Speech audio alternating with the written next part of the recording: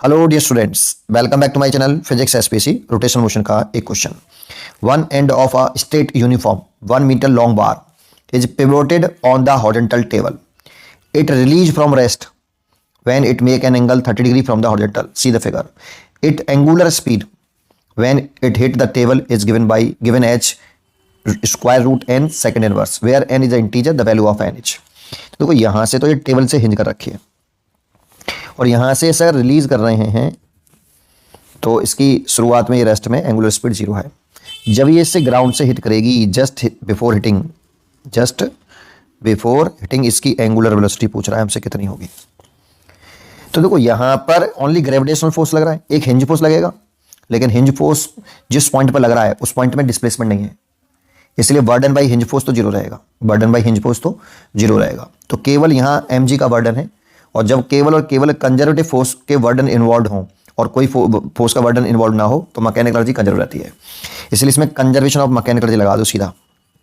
ये kinetic energy, initial kinetic potential energy और final kinetic energy plus final potential energy.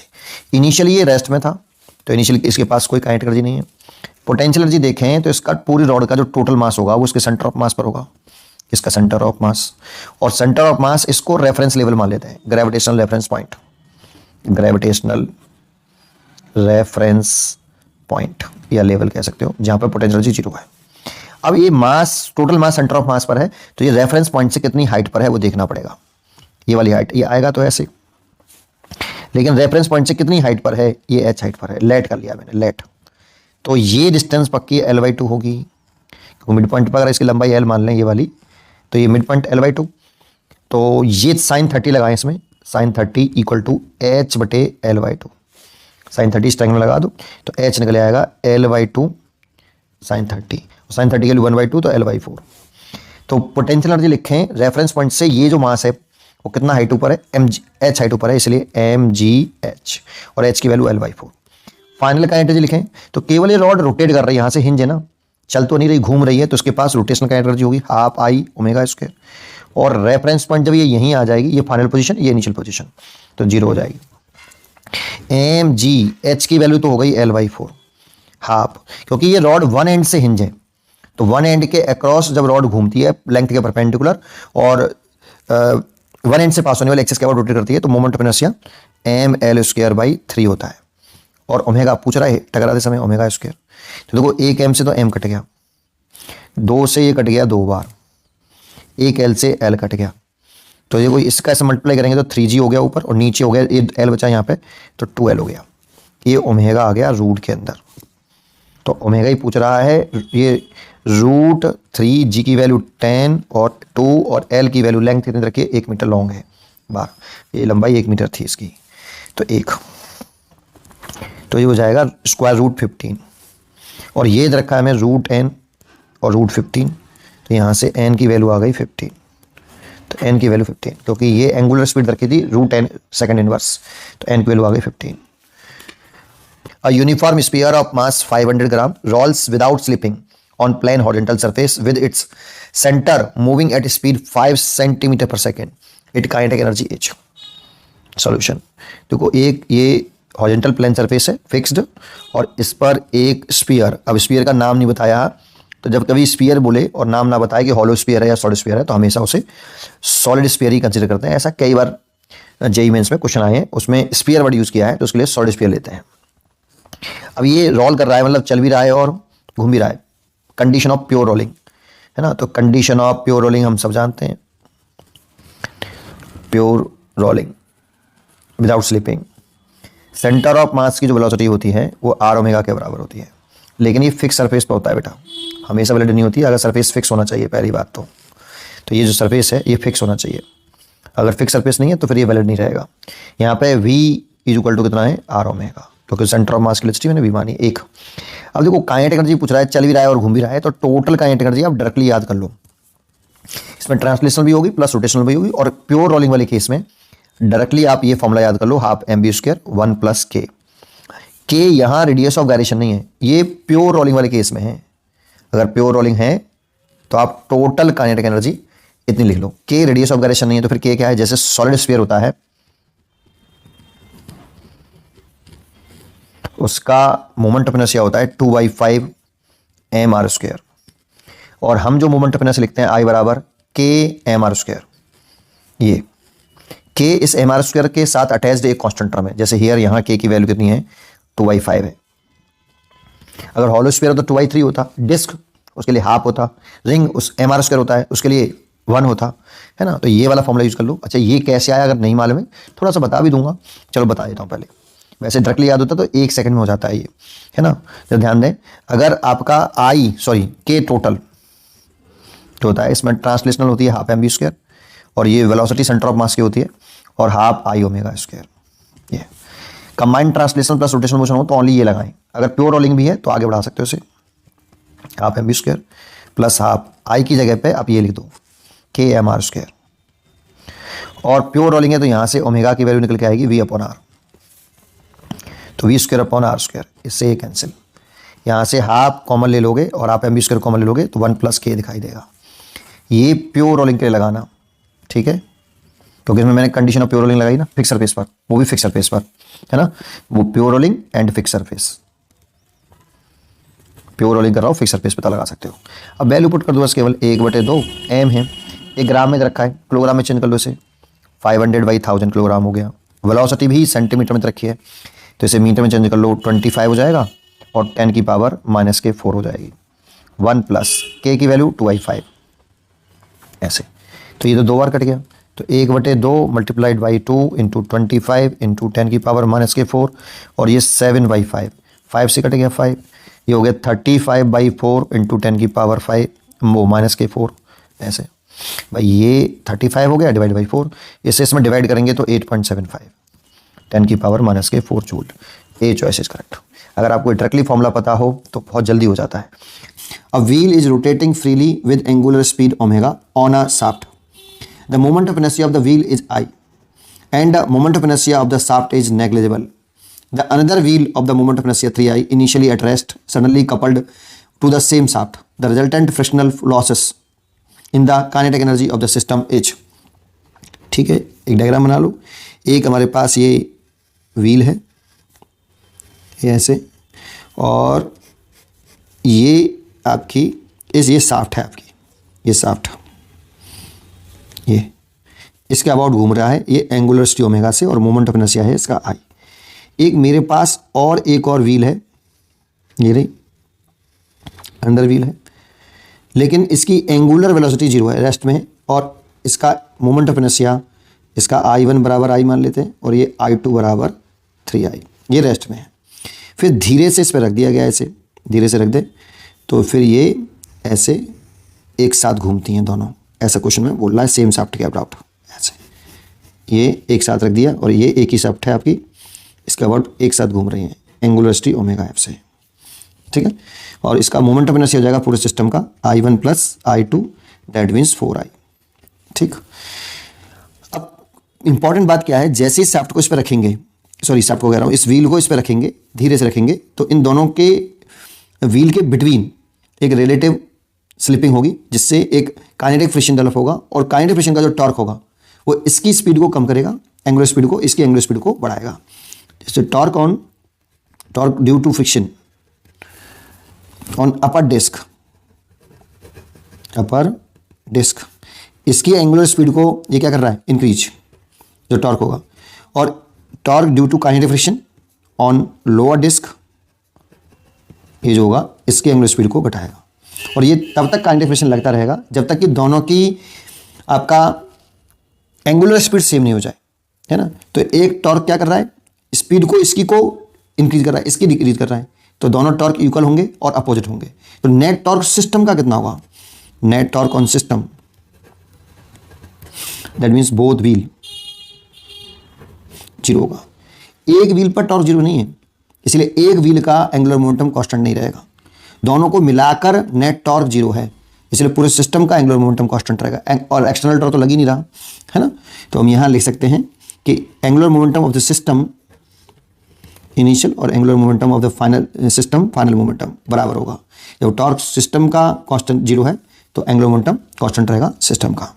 तो लिख सकते हैं एंगुलर मोमेंटम का फॉर्मूला क्या होता है, L = I ओमेगा। तो यहाँ से लिखें पहले हम इस वाले का लिखते हैं नीचे वाले लोअर डिस्क का, तो कितना है आई ओमेगा, I1 ओमेगा 1 लिख देता हूँ, प्लस I2 ओमेगा 0 है तो 0 हो जाएगा, ओमेगा इसका 0 है, रेस्ट में थी शुरुआत में। इसका लिखें तो I1 प्लस I2, तो I1 प्लस I2 मैंने जोड़ के लिख दिया, 3i और i था तो 4i, तो 4i और एंगुलर स्पीड ओमेगा फाइनल। यहाँ पे भी ये वाली वैल्यू लिख देता हूँ डायरेक्ट, आई ओमेगा है, आई से आई कैंसिल हो गया, तो फाइनल ओमेगा आ गया आपका ओमेगा बाई 4। ये अब हमें क्या करना है, रिजल्टेंट फ्रिक्शनल लॉस, जानते हो फ्रिक्शनल, फ्रिक्शन नहीं, frictional loss in kinetic energy, loss in the kinetic energy of the system, ये पूछ रहा है। तो ये कैसे निकालें, initial kinetic energy minus final kinetic energy divided by initial kinetic energy, इसको बोलते हैं पूरे को frictional loss in the kinetic energy. जैसे percentage loss in the kinetic energy निकालते हैं ना, उसमें 100 का मल्टीप्लाई होता है बस केवल, भाई इसमें अगर हम 100 का मल्टीप्लाई करते हैं तो percentage loss in the kinetic energy of the system हो जाएगा। फ्रैक्शनल लॉस पूछता है तो 100 का मल्टीप्लाई नहीं करते, बस इतना ही होता है। तो आपको इनिशियल काइनेटिक एनर्जी निकालनी है, ऐसे भी लिख सकते हो, एक बार इसके नीचे एक बार इसके नीचे, तो 1 माइनस के फाइनल अपॉन के इनिशियल, ये निकालना है। तो पहले के फाइनल निकाल लो, फिर इनिशियल निकाल लो, फिर यहाँ पे वैल्यू पुट कर दो। अगले पेज पर करके दिखाता हूँ, इसका आ गया नेक्स्ट पेज। आप ये तो इस सिस्टम की पहले इनिशियल काइनेटिक एनर्जी लिखो, इसी में लिख सकते थे पर मैं अलग से बता देता हूँ। देखो काइनेटिक एनर्जी का फॉर्मूला होता है हाफ आई ओमेगा स्क्वायर, ये तो इसका लिखें तो कितना आएगा, हाफ आई ओमेगा स्क्वायर, और इसका तो 0 है तो इसलिए 0, तो कितनी रहेगी हाफ आई ओमेगा स्क्वायर, इसका ओमेगा 0 है ना इसलिए 0 हो जाएगी। अब इसका लिखें फाइनल, तो 1/2 मोमेंट ऑफ इनर्शिया टोटल हो गया 4i, और ओमेगा फाइनल का स्क्वायर, तो 1/2 4i, और ओमेगा फाइनल की जो वैल्यू है ये हमने निकाली ओमेगा बाई 4, तो क्या लिख सकते हैं ओमेगा स्क्वायर बाई 16, है ना। तो बस इतना ही रहने दो, या 4 से काट लो 4 बार, इसको मत काटो, half I omega square upon 4, और इसीलिए जो फ्रैक्शनल लॉस है आपका के आई माइनस के फाइनल अपॉन के आई इक्वल टू जो आ रहा था 1 माइनस के फाइनल अपॉन के इनिशियल आ रहा था, 1 माइनस के फाइनल कितना है half I omega square by 4, और ये कितना है हाफ आई ओमेगा स्क्वायर, ये इतना है, ठीक है। इनिशियल आपकी ये वाली वैल्यू है और फाइनल आपकी ये वाली वैल्यू। अब इससे ये कैंसिल हो जाएगा ऐसे में, तो यहाँ आया 1 माइनस 1/4, 4 माइनस 3/4 आ गया, तो ये इसका आंसर होना चाहिए 3/4, तो D choice is correct. Two uniform circular discs are rotating independently in same direction around their common axis passing through their centers. The moment of inertia and angular velocity of the first disc are 0.1 kg meter square or 10 radian per second respectively, while those for second one are 0.2 kg meter square or 5 radian per second respectively. At some instant they get stuck together and start rotating as a single system about their common axis with some angular speed. The kinetic energy of the combined system is, तो देखो मैंने figure बना रखे हैं, इन दोनों का sense of rotation same है, और जब इस पर ये डिस्क रखी जाती है धीरे से रखते हैं तो इन दोनों के बिटवीन रिलेटिव स्लिपिंग होने की वजह से एक काइनेटिक फ्रिक्शन लगेगा, और उस काइनेटिक फ्रिक्शन का जो टॉर्क है एक की स्पीड को बढ़ाएगा और एक की स्पीड को घटाएगा, इसकी स्पीड को घटाएगा और इसकी स्पीड को बढ़ाएगा, और ये तब तक काइनेटिक फ्रिक्शन लगता रहेगा जब तक दोनों की एंगुलर स्पीड सेम ना हो जाए। तो देखो ऐसे समझ सकते हो कि टॉर्क जो लगेगा, टॉर्क ड्यू टू फ्रिक्शन, जो काइनेटिक फ्रिक्शन का जो टॉर्क है ना ऑन अपर डिस्क, इसकी तो एंगुलर स्पीड को वो क्या करेगा इंक्रीज, और torque due to kinetic friction on lower disc, इसकी एंगुलर स्पीड को वो घटा रहा है। तो सोचो ये जो टॉर्क है वो अलग अलग, अगर डिस्क को देख रहे हो तो टॉर्क लग रहा है, तो एक सिंगल डिस्क का एंगुलर मोमेंटम कांस्टेंट नहीं रहेगा, उस पर टॉर्क लग रहा है, बट दोनों को मिला के नेट टॉर्क देखें तो वो 0 होगा, क्योंकि जो टॉर्क लग रहे हैं ये इक्वल होंगे मैग्नीट्यूड में बट डायरेक्शन में अपोजिट होंगे, तभी तो एक की स्पीड को बढ़ाएगा और एक की स्पीड को घटाएगा। तो नेट टॉर्क ऑन सिस्टम मतलब बोथ डिस्क 0। जब सिस्टम पर नेट टॉर्क 0 है तो सिस्टम का एंगुलर मोमेंटम वो कांस्टेंट रहेगा, सिस्टम का रहेगा LI सिस्टम का, बोथ डिस्क का, और final momentum angular momentum system का कांस्टेंट रहेगा। बस ये कर लीजिए आप यहाँ से। तो एंगुलर मोमेंटम क्या होता है आई ओमेगा होता है अगर रिजिड बॉडी हो तो, ठीक है। ये तो यहाँ पर पहली बॉडी का लिखें, अगर इस डिस्क लिखें पहली वाली डिस्क का, तो I1 ओमेगा 1, और सेंस ऑफ रोटेशन दोनों का सेम है इसलिए ऐड ही होगा, I2 ओमेगा 2, ये इनिशियल हो गया बराबर। जब इसको एक के ऊपर एक रख देंगे तो पूरे सिस्टम का moment of inertia I1 plus I2 हो जाएगा, और फाइनल एंगुलर वेलोसिटी में लेट कर लिए ओमेगा F। तो I1 दे रखा है हमें कितना 0.1 kg, ये 0.1 kg पुट कर दो। ω1 दे रखा है 10 प्लस I2 दे रखा है 0.2 और ये दे रखा है 5, और दोनों को ऐड करके लिखें 0.1 kg और 0.2 kg मीटर स्क्वायर। इनको अगर हम ऐड करके लिखते हैं तो ये हो जाएगा 0.3 और फाइनल निकालना है। तो देखो ये तो हो जाएगा 1 और ये भी 1 हो जाएगा, और इस पॉइंट को उठाए नीचे 10 कर लें तो 3/10 ओमेगा फाइनल। तो यहाँ से अगर आप ओमेगा फाइनल निकालो तो ये हो गया 2 × 10 20/3 रेडियन पर सेकेंड। लेकिन हमसे काइनेटिक एनर्जी पूछिए कंबाइंड सिस्टम की, है ना। तो काइनेटिक एनर्जी कंबाइंड सिस्टम की पूछा है, तो काइनेटिक एनर्जी फाइनल पूछा है, इसकी सिस्टम की एनर्जी पूछा है। काइनेटिक एनर्जी का जो फॉर्मूला होता है ये होता है हाफ I ओमेगा स्क्वायर।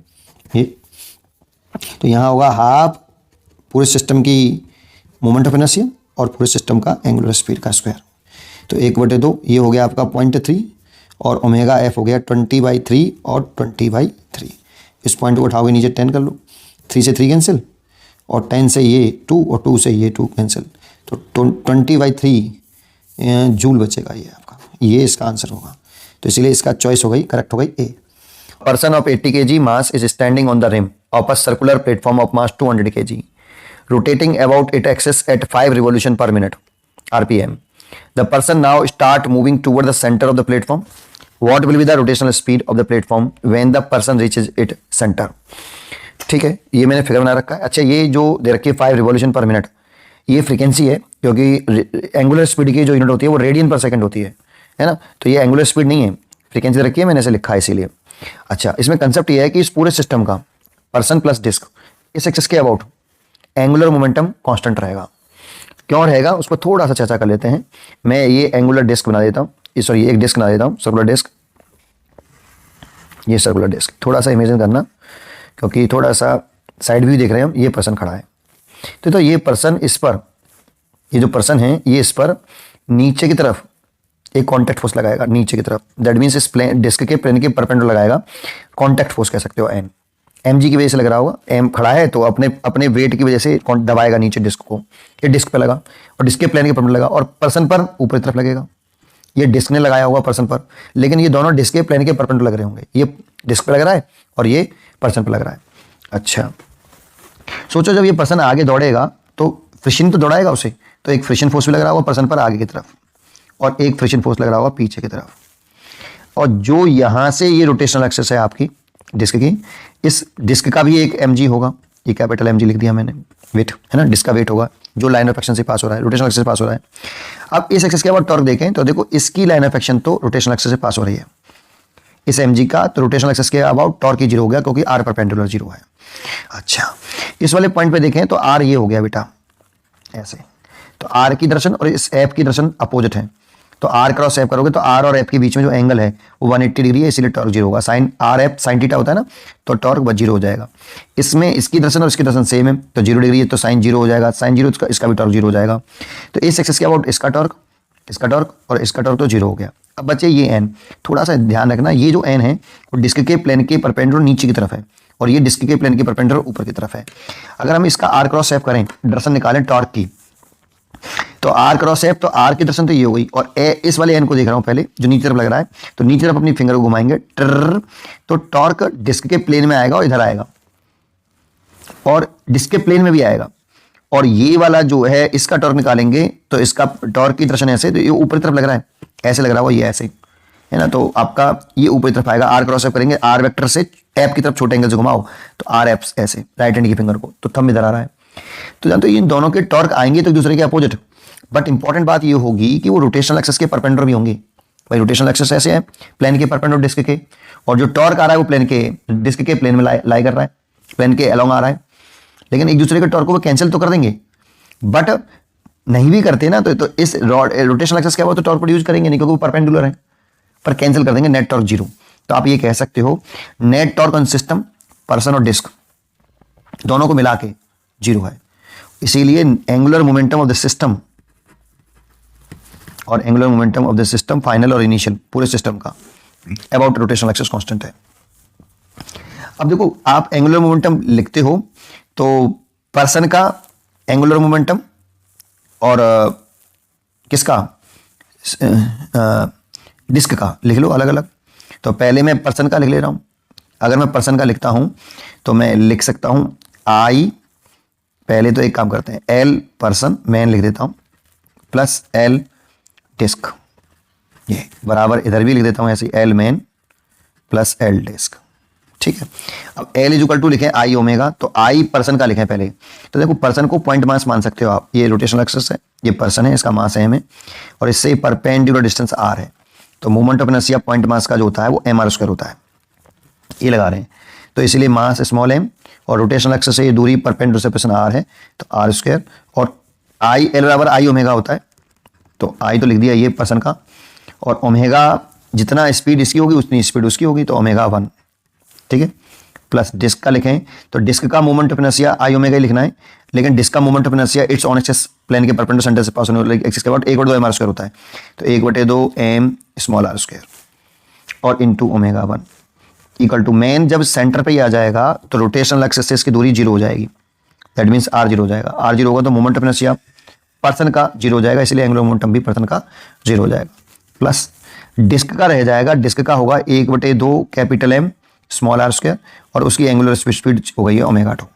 देखो मोमेंट ऑफ इनर्शिया घटा है तो एंगुलर स्पीड बढ़ी होगी, तभी तो मोमेंटम कंजर्व रहेगा, एंगुलर मोमेंटम एल बराबर आई ओमेगा होता है ना। मोमेंट ऑफ इनर्शिया डिक्रीज हुआ क्योंकि पर्सन का मोमेंट ऑफ इनर्शिया 0 हो गया, तो एंगुलर स्पीड इंक्रीज हो गई होगी, है ना। तो अच्छा कर लेते हैं सॉल्व, स्मॉल आर स्क्वायर से स्मॉल आर स्क्वायर कॉमन लेके कैंसिल कर सकते हैं, यहाँ से ओमेगा 1 कॉमन आ जाएगा, तो M plus half capital M और ये omega 1 equal to half capital M ये omega 2।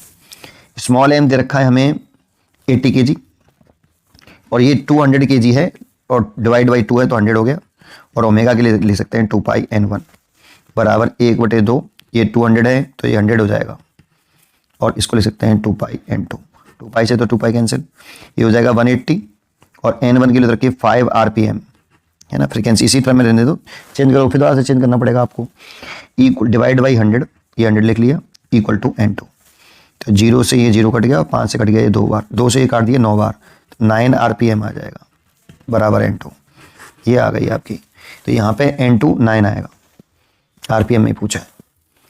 A thin rod of mass 0.9 kg and length 1 meter is suspended at rest from one end so that it can freely oscillate in the vertical plane. A particle of mass 0.1 kg moving in a straight line with velocity 80 meter per second hit the rod at its bottommost point and stick to it. ये line important है। The angular velocity in radian per second of the rod immediately after the collision will be, ठीक है, मैंने ये figure बना रखा है। देखो इसमें कंसेप्ट ये है कि यहाँ से ये रॉड पिवेटेड है, मतलब फिक्स है, और यहाँ एक आपका पार्टिकल इससे टकरा रहा है, ठीक है। अच्छा, इस पूरे सिस्टम का जो एंगुलर मोमेंटम है, पूरे सिस्टम का particle plus rod hinge point के अबाउट कांस्टेंट रहेगा, लीनियर मोमेंटम कांस्टेंट नहीं रहेगा, रॉड है ये और हिंज भी है। पहले समझते हैं कि एंगुलर मोमेंटम हिंज पॉइंट के अबाउट ही कांस्टेंट रहेगा, किसी अदर पॉइंट के अबाउट नहीं रहेगा, वो भी पूरे सिस्टम का, दोनों को मिला के, ठीक है। तो समझते हैं उसको, एक रॉड बना ली, जब ये पार्टिकल इसे टकराएगा तो टकराने से ये इस पर एक एक्शन फोर्स लगाएगा, मतलब इसने इस पर फोर्स लगाया एन और ये इस पर एक फोर्स लगाएगा एन, ये इंटरनल फोर्स होगा, एक दूसरे पर लगा रहे हैं एन और एन। जानते जब ये इस पर टकराएगा तो ये रॉड होने की वजह से यहाँ जहाँ से ये रॉड हिंज है वहाँ पे भी एक झटका महसूस होगा, मतलब एक फोर्स लगेगा जिसे हिंज फोर्स बोलते हैं हम। लेकिन रस्सी में ऐसा नहीं होता, रस्सी जो होती है उसमें केवल जो फोर्स लगता है, रस्सी जो फोर्स लगाती है वो केवल स्ट्रिंग के अलोंग लगाती है, हॉरिजॉन्टल डायरेक्शन में कोई फोर्स नहीं लगा सकती स्ट्रिंग, जैसे इसमें हॉरिजॉन्टल डायरेक्शन में लगा दिया, रॉड में लगा सकते हैं हम, क्योंकि हिंज है तो हिंज में फोर्सेस मालूम नहीं होती डायरेक्शन, तो 2 डायरेक्शन कंसीडर करके चलते हैं हम, ठीक है। अच्छा, एक बात ये, अब देखो इस हिंज पॉइंट के अबाउट आप n1 का टॉर्क निकालें, तो n1 का टॉर्क हिंज पॉइंट के अबाउट निकालेंगे तो 0, क्योंकि इसकी line of action hinge point से पास हो रही है, तो r परपेंडिकुलर इसका 0 है, ठीक है, तो इसलिए टॉर्क 0 हो जाएगा। ऐसे इसका निकालेंगे तो इसकी लाइन ऑफ एक्शन भी यहीं से जा रही है, तो इसका भी टॉर्क हिंज पॉइंट के अबाउट n1 का टॉर्क 0, n2 का टॉर्क भी 0, n का और इस n का टॉर्क 0 नहीं होगा अबाउट पॉइंट हिंज पॉइंट, क्योंकि टॉर्क इक्वल टू होता है r क्रॉस f। तो यहाँ से अगर हम बनाएं, यहाँ टेल रहेगा, यहाँ हेड ऐसे, और इसको आगे बढ़ाएं ये हेड आएगा, और इसको एक्सटेंड करें ऐसे, तो डायरेक्शन निकाल सकते हैं आप। इस r क्रॉस f करिए तो r की डायरेक्शन तो ये हो गई, और राइट हैंड से r क्रॉस f घुमाइए अपनी राइट हैंड की फिंगर को छोटे एंगल से, राइट हैंड की फिंगर को r वेक्टर की डायरेक्शन में रखकर r से f की तरफ छोटे एंगल से घुमाएं, ऐसे घुमाया तो ये टॉर्क की डायरेक्शन है, r क्रॉस f की डायरेक्शन है, जो r क्रॉस f की डायरेक्शन वही टॉर्क की डायरेक्शन। तो इस वाले फोर्स की वजह से जो टॉर्क लगेगा वो ऊपर की तरफ लगेगा, और इस वाले फोर्स की वजह से टॉर्क लगेगा अगर उसको ऐसे घुमाएं, ऐसे घुमाएं आर क्रॉस एफ, तो ये नीचे तरफ लगेगा। इन दोनों के टॉर्क इक्वल होंगे और अपोजिट होंगे, तो नेट टॉर्क दोनों को मिला के 0 है। इसका टॉर्क देखेंगे तो 0 नहीं है, और इसका टॉर्क देखेंगे तब भी 0 नहीं है, लेकिन दोनों का टॉर्क मिला के net torque on system, net torque on system particle और रॉड, वो भी कौन से पॉइंट के अबाउट, अबाउट हिंज पॉइंट, और किसी अदर पॉइंट के अबाउट नहीं। क्योंकि अगर आप किसी अदर पॉइंट के अबाउट निकालोगे तो हिंज फोर्स का टॉर्क होगा जो 0 नहीं होगा, तो अबाउट हिंज पॉइंट 0। अब जब टॉर्क 0 होता है तो टॉर्क इज इक्वल टू होता है dl/dt। अब टॉर्क 0 है तो 0 रखेंगे यहां, तो dl/dt, और ये नेट टॉर्क है तो नेट एंगुलर मोमेंटम होगा अबाउट हिंज पॉइंट, तो L कांस्टेंट आएगा, क्योंकि कांस्टेंट टर्म का डिफरेंशिएशन तो 0 होता है। तो L इनिशियल सिस्टम का, सिस्टम में आ रहा है आपका पार्टिकल और रॉड, और equal to L final system का अबाउट हिंज पॉइंट कांस्टेंट रहेगा। बस इसका यूज करके आप ओमेगा निकाल सकते हो।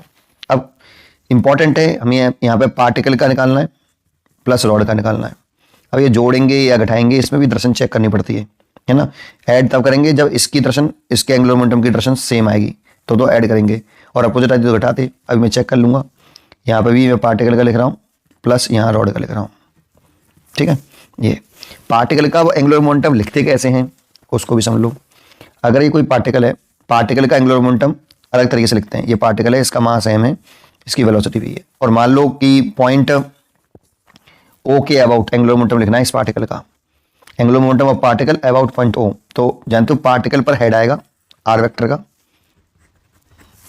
और टेल उस पॉइंट पर आएगा जिस पॉइंट के अबाउट एंगुलर मोमेंटम निकाल लो पार्टिकल का। तो L वेक्टर इक्वल टू होता है R vector cross P vector. इसमें R वेक्टर का नेम इंपॉर्टेंट होता है। R vector position of particle है विद रेस्पेक्ट टू जिस पॉइंट के अबाउट एंगुलर मोमेंटम कैलकुलेट करना है।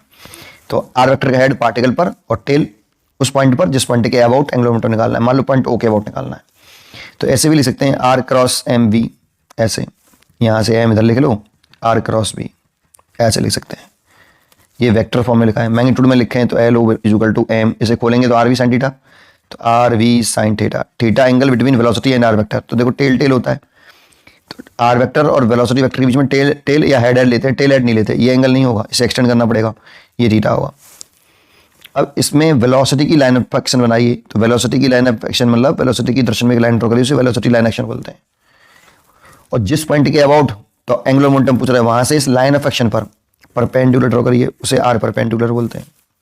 अब सोचो ये थीटा है तो ये भी थीटा होगा, तो इसको निकालें साइन थीटा परपेंडिकुलर बटे हाइपोटेन्यूज, तो R परपेंडिकुलर की वैल्यू आती है R साइन थीटा।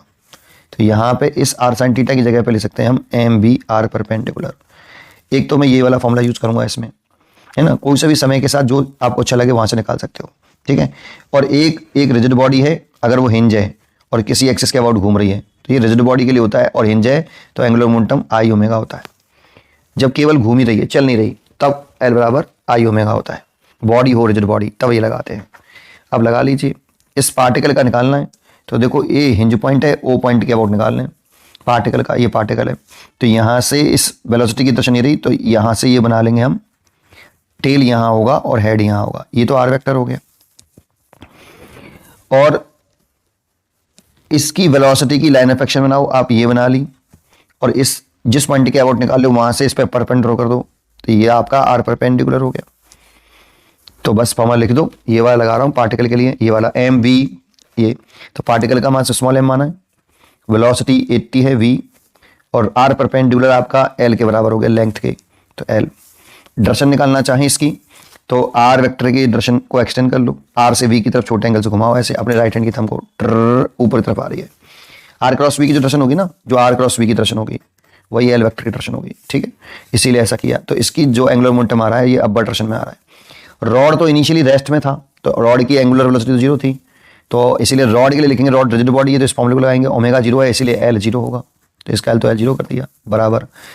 अब ये पार्टिकल इससे चिपक गया है, स्टिक हो गया ऐसा बोल रहा है ना, इसे टकराएगा तो फिर ये घूम रहा है, तो ये कोई जस्ट बिफोर कॉलिजन था और ये जस्ट आफ्टर कॉलिजन। जैसे ही टकराया उसके तुरंत बाद एंगुलर स्पीड पूछ रहा है, तो ये तुरंत बाद की ही सिचुएशन है। तो देखो, तो इस पार्टिकल का अगर मैं लिखूं तो इस पार्टिकल की यहां पर कितनी स्पीड होगी, चिपक गया ना इससे, कितनी स्पीड होगी, तो जितने एंगुलर स्पीड से रॉड घूम रही होगी उतने ही इस पार्टिकल की एंगुलर स्पीड होगी। सर्कुलर मोशन का फॉर्मूला लगाओ, यहां से घूम रहा है, यहां से हिंज है, तो ये सर्कल करेगा, ऐसे नहीं, ऐसे। तो इस वाली कंडीशन में इसमें वी और आर ओमेगा लगाना पड़ेगा आपको पार्टिकल के लिए। तो पार्टिकल की जो स्पीड हो जाएगी ओमेगा एल हो जाएगी, क्योंकि इसकी लंबाई एल है, वी और आर ओमेगा, तो आर एल के बराबर है। तो इसलिए फिर दोबारा से यही फॉर्मूला लगाएंगे, कौन सा वाला, कहाँ गया, ये वाला। पार्टिकल लिख रहे हैं तो मास तो एम, वेलोसिटी वी डैश की वैल्यू ओमेगा एल, तो वी डैश लंबाई कितनी आपकी एल। ये तो पार्टिकल का हो गया। और डायरेक्शन देखेंगे तो आप यही आर वेक्टर हो गया आपका ऐसे, और आर परपेंडिकुलर भी यही है, तो इसीलिए यही आएगा।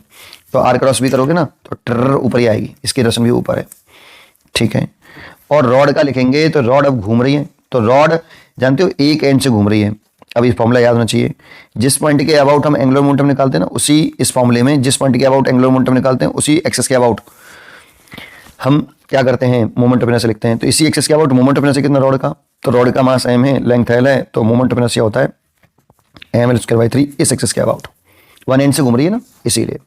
तो आई लिखें तो आई लिख रहे हैं एम, कैपिटल एम लिखेंगे, एल स्क्वायर बाई 3, और ओमेगा एंगुलर स्पीड आपने कंसिडर करी है इसकी। बस इस ओमेगा को निकालना है, वैल्यू पुट करनी है।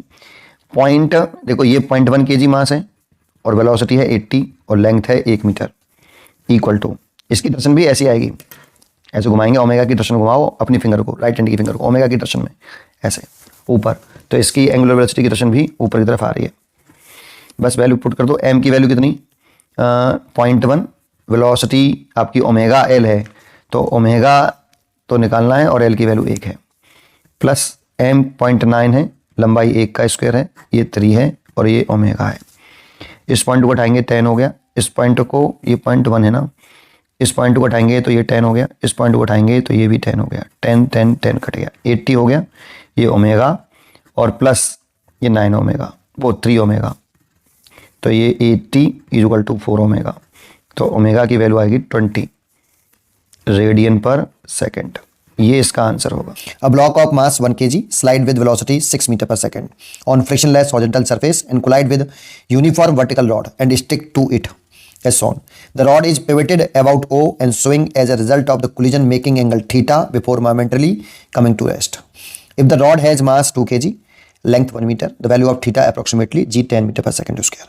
ये फिगर दे रखा है, मैंने ये फिगर यहाँ बनाया है, ठीक है। तो एक बात आइए, इसमें कंसेप्ट जो है इस पूरे सिस्टम का, ब्लॉक और रॉड दोनों को मिला के पूरे सिस्टम बना रहे हैं, उसका angular momentum about hinge point constant रहेगा। अब क्यों रहेगा उस पर थोड़ा सा विचार कर लेते हैं। यहाँ जानते हो, अगर ये रॉड है, रॉड की बात कर रहे हैं, स्ट्रिंग में अलग केस होता है, रॉड की बात कर रहे हैं इस समय, वो भी हिंज, इस पॉइंट से हिंज है तब 3 केस होते हैं, एक रॉड, एक स्ट्रिंग और एक रॉड हिंज हो और एक हिंज ना हो। तो ये हिंज वाली रॉड वाली केस बता रहा हूँ मैं आपको, है ना। तो जरा समझें, अगर ये इससे टकरा रहा है ना, तो जब टकराएगा ये, तो ये इस पर एक्शन और ये इस पर रिएक्शन फोर्स, ये इंटरनल फोर्स होंगे, एक दूसरे पे फोर्स लगा रहे होंगे, एन और N, equal and opposite action reaction force. जानते हो, जब ये इससे टकराता है तो जब ये हिंज है यहाँ से रॉड और रॉड है, तो एक इस पर यहाँ पे भी एक जर्क पैदा होगा, झटका पैदा होगा, झटका लगेगा इस जगह पर। जब ये इससे टकराएगा तो यहाँ पे भी एक झटका महसूस होगा, जिसे हम हिंज फोर्स के नाम से जानेंगे, और वो हिंज फोर्स के दर्शन में लगा होगा। वो ना मालूम होने की वजह से हम इसको हिंज फोर्स को ऐसे भी दिखा सकते हैं, और 2 दर्शन ले लेते हैं हम ऐसे, N1 N2। अब समझो, इस हिंज पॉइंट के अबाउट अगर आप टॉर्क निकालोगे पूरे सिस्टम का, इसका भी और इसका भी, दोनों को मिला के, तो हिंज पॉइंट के about torque, net torque zero होगा, वो जीरो होगा। क्यों जीरो होगा बताता हूँ। तो पहले लिखता हूँ net torque on system, system मतलब रॉड प्लस ब्लॉक, और वो भी किसके अबाउट, अबाउट हिंज पॉइंट। केवल हिंज पॉइंट के अबाउट ही जीरो होगा नेट टॉर्क, और किसी अदर पॉइंट के अबाउट जीरो नहीं होगा। सुने कैसे, देखो इसका अगर हम टॉर्क निकालें अबाउट इस वाले पॉइंट, तो इसकी लाइन ऑफ एक्शन कहाँ से पास हो रही है, हिंज पॉइंट से पास हो रही है, और इसी पॉइंट के अबाउट टॉर्क निकाल लें तो आर परपेंडिकुलर जीरो हो जाएगा, टॉर्क जीरो हो जाएगा।